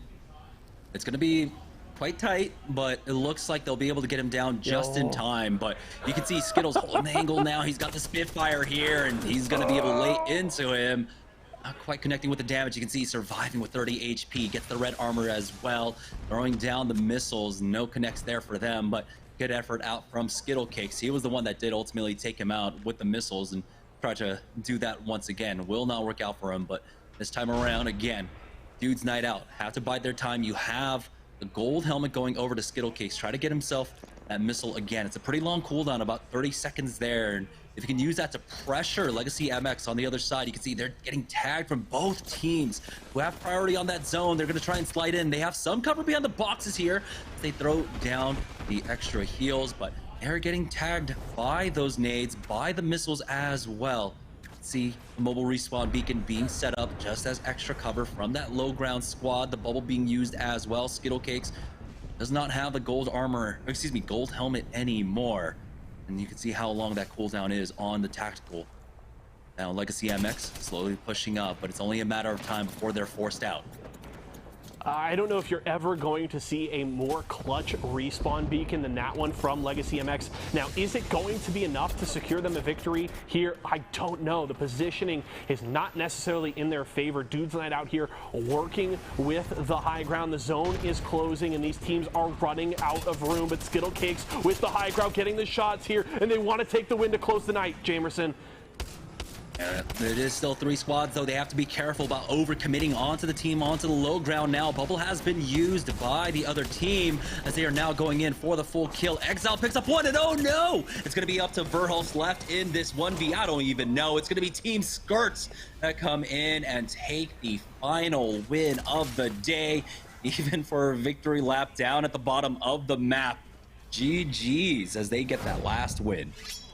Skirt with a clutch victory there. It looks like it was, again, dude's night out with the opportunity to take it, but Skirt working from the low ground, actually able to win it. Legacy MX tries to push in but goes down. It was chaos. We saw a defensive bombardment, Valkyrie rockets all over the place, and somehow Skirt comes out of it on top. Yeah, but of course, with so much on the line, with $1,000 on the line for first and second place, $700 going to first place, $300 going to second place. Our admins need to do some math here, so we're going to take a short break, and when we get back, we'll be able to announce our first and second place winners of the evening. So don't go anywhere, guys. We'll be right back.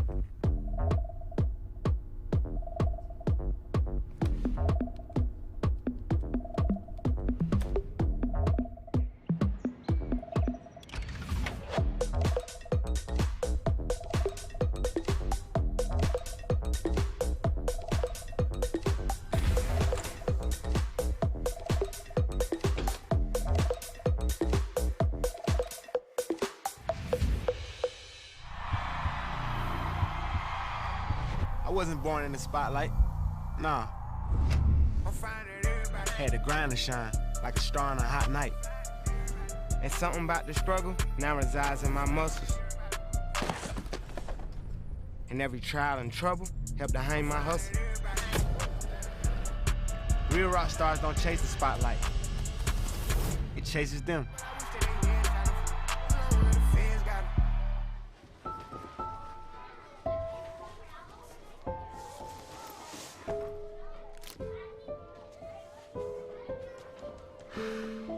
Hey, shake it, kiddo.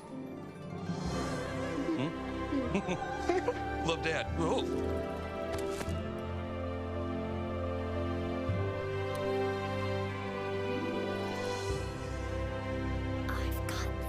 Kellogg's Rice Krispies Treats. A little love when it's needed. Cheez-It snapped. How's it taste? It's so thin, crispy, and cheesy. And I just want to keep eating it. And eating it. They love them. Snapped. So good we may run out of cheese. It's fruit refreshing, refreshingly sweet, but without sugar, 0 calorie treat. They're all our top fresh flavored splash. It's fruit freshin'. Kellogg's, Fruit Loops, Apple Jacks, Corn Pops, Tiger Paws. They're Jumbo. Jumbo snacks, snack time heroes. Go take them on the go. Eat your cereal, magnified, showing up for snacking time. Jumbo snacks, snack time heroes. Go take them on the go. It's Jumbo. It's for snacking. It's Jumbo Snacks. Stack Pringles flavors. Make new ones. How much do you think Pringles paid these people? Hardly anything. Hey, you guys want to stack different Pringles flavors to create new flavor combos? Here, I'll go first. Pizza, barbecue, and jalapeno. The spicy barbecue pizza stack. Get him! Grandpa, what's going on? Pringles! We're trapped in a Pringles commercial. They must have taken us in our sleep. How can we get out? We can't, Summer. They warned me this would happen and I didn't listen. Stack Pringles, make endless new flavors. Stacking Pringles to make new flavors. Make endless new flavors. Barbecue, wavy, and sour cream and onion equals a 3-layer dip stack. Welcome back, everybody. All 5 games of the day are done, and we saw Skirt finishing it off with the victory. Dudes Night Out trying to grab the win that escaped them earlier on in the night. Sadly, they weren't able to do it, and we saw Legacy MX trying to close that 17-point gap as best they could. We will check our Mobile One leaderboard and close out the night in a little bit, but before that, let's check our post-game stats here for our final game of the day. And it was Z Davis leading this Skirt squad to a victory. They've been kind of up and down, haven't really been all over the kill, the leaderboard tonight, but a strong finish to the day is certainly something for Skirt to build on. But again, it's Dudes Night Out on the stat leaderboard here. 4 kills for Verholst gives him kill leader for the final game, and 2,001 damage from Skittlecakes. We'll have to see if Dudes Night Out on Thursday can bring the victories that escaped them tonight, but at the very least, they brought the fragging power, and it is certainly something they can be proud of here after our first day of qualifiers. We're going to head to one final break here, but when we come back, Jamerson and I will check out that leaderboard and close out the show.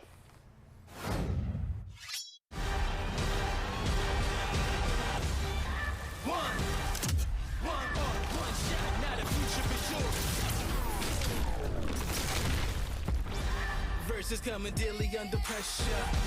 Working on applying the scheme. The true side trademark is at the edge of your dreams and talking. Yeah. One shot, now the future is yours.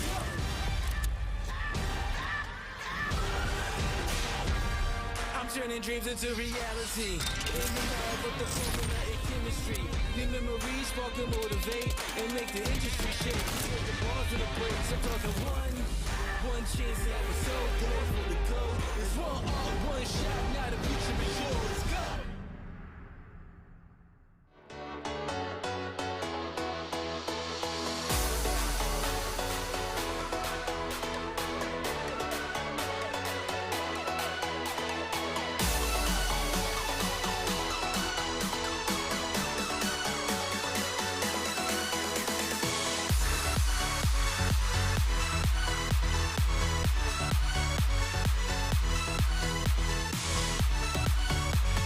Imagine you love frosting and filling. I do love frosting and filling.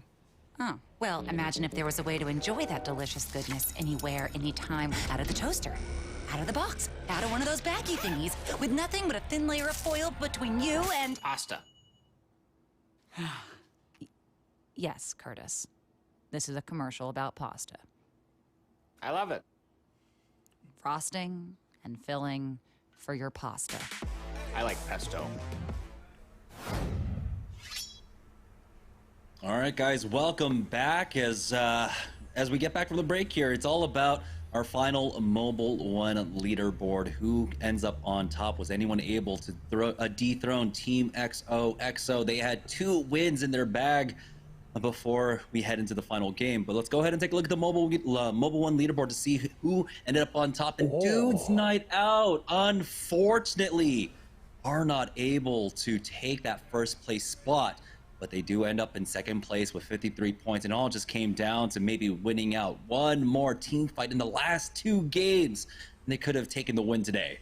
Yeah, huge finish from Dudes Night Out, and if you're that squad, you're probably looking at your start to the day. I think they only had 3 points through the first 3 games, and that is just barely less than the gap between them and Team XOXO. So if you're Dudes Night Out, you're just saying, okay, if we can have a stronger start on Thursday, there's no reason we can't take first place and beat out Team XOXO. They closed the night out stronger than anybody. It was a great way to finish the day, but still some things to work on. But hey, that is a great start to qualifiers. 53 points under their belt, and now they are, in the top 4, right? If it all ended today, XOXO, Dudes Night Out, Legacy MX, and Obey Alliance would qualify. So they are at the very least strong to start off qualifiers.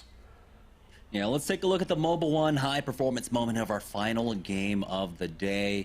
And it came down to this final 3 squads. Legacy MX, they were able to recover, get their third back on in, but they were still under pressure of the ring. You can see them trying to walk up, but Verhulst has the angle, takes out 2.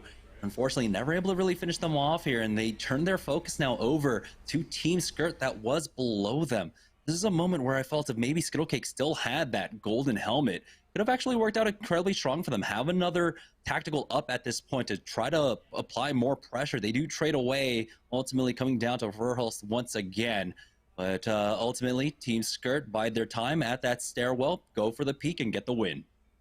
Yeah, it was another one of those instances that we've seen a few times throughout tonight where patience paid off. We saw aggression in the forms of, two brains, one controller early on in Game 5, that over-aggression getting punished. And in the end, that trend continues. Skirt bide their time. They wait for Legacy MX and Dudes Night Out to come to them, and they're able to win out the fight. So a great way to finish it off, and a huge boon for Skirt, who had not racked up a ton of points so far on the day. They're able to climb up into that, I believe, top 7 to finish off day 1. So that's certainly a great way to finish off the startup qualifiers. Yeah, so congratulations once again, Team XOXO, for getting the win on the day. $700 in their pocket, along with Dudes Night Out. They went up $300 for themselves, but that's not it for qualifiers. We still have 3 nights left to go, so we will be back on Thursday. Before we close out, though, of course, everyone, good luck in your matches tomorrow for the North American qualifiers for group stages in Champs. That will do it for us, but you guys, make sure you're following the channel. Make sure you're subscribed, because we will have a lot of fun things going on in the channel. We have our pre-show Deal or Steal, which Yesohi himself will be hosting. And so if you want a chance at some awesome swag, make sure you're subbed to the channel. That's going to do it for us, though. We'll see you guys on Thursday. Have a great night, and we'll see you then.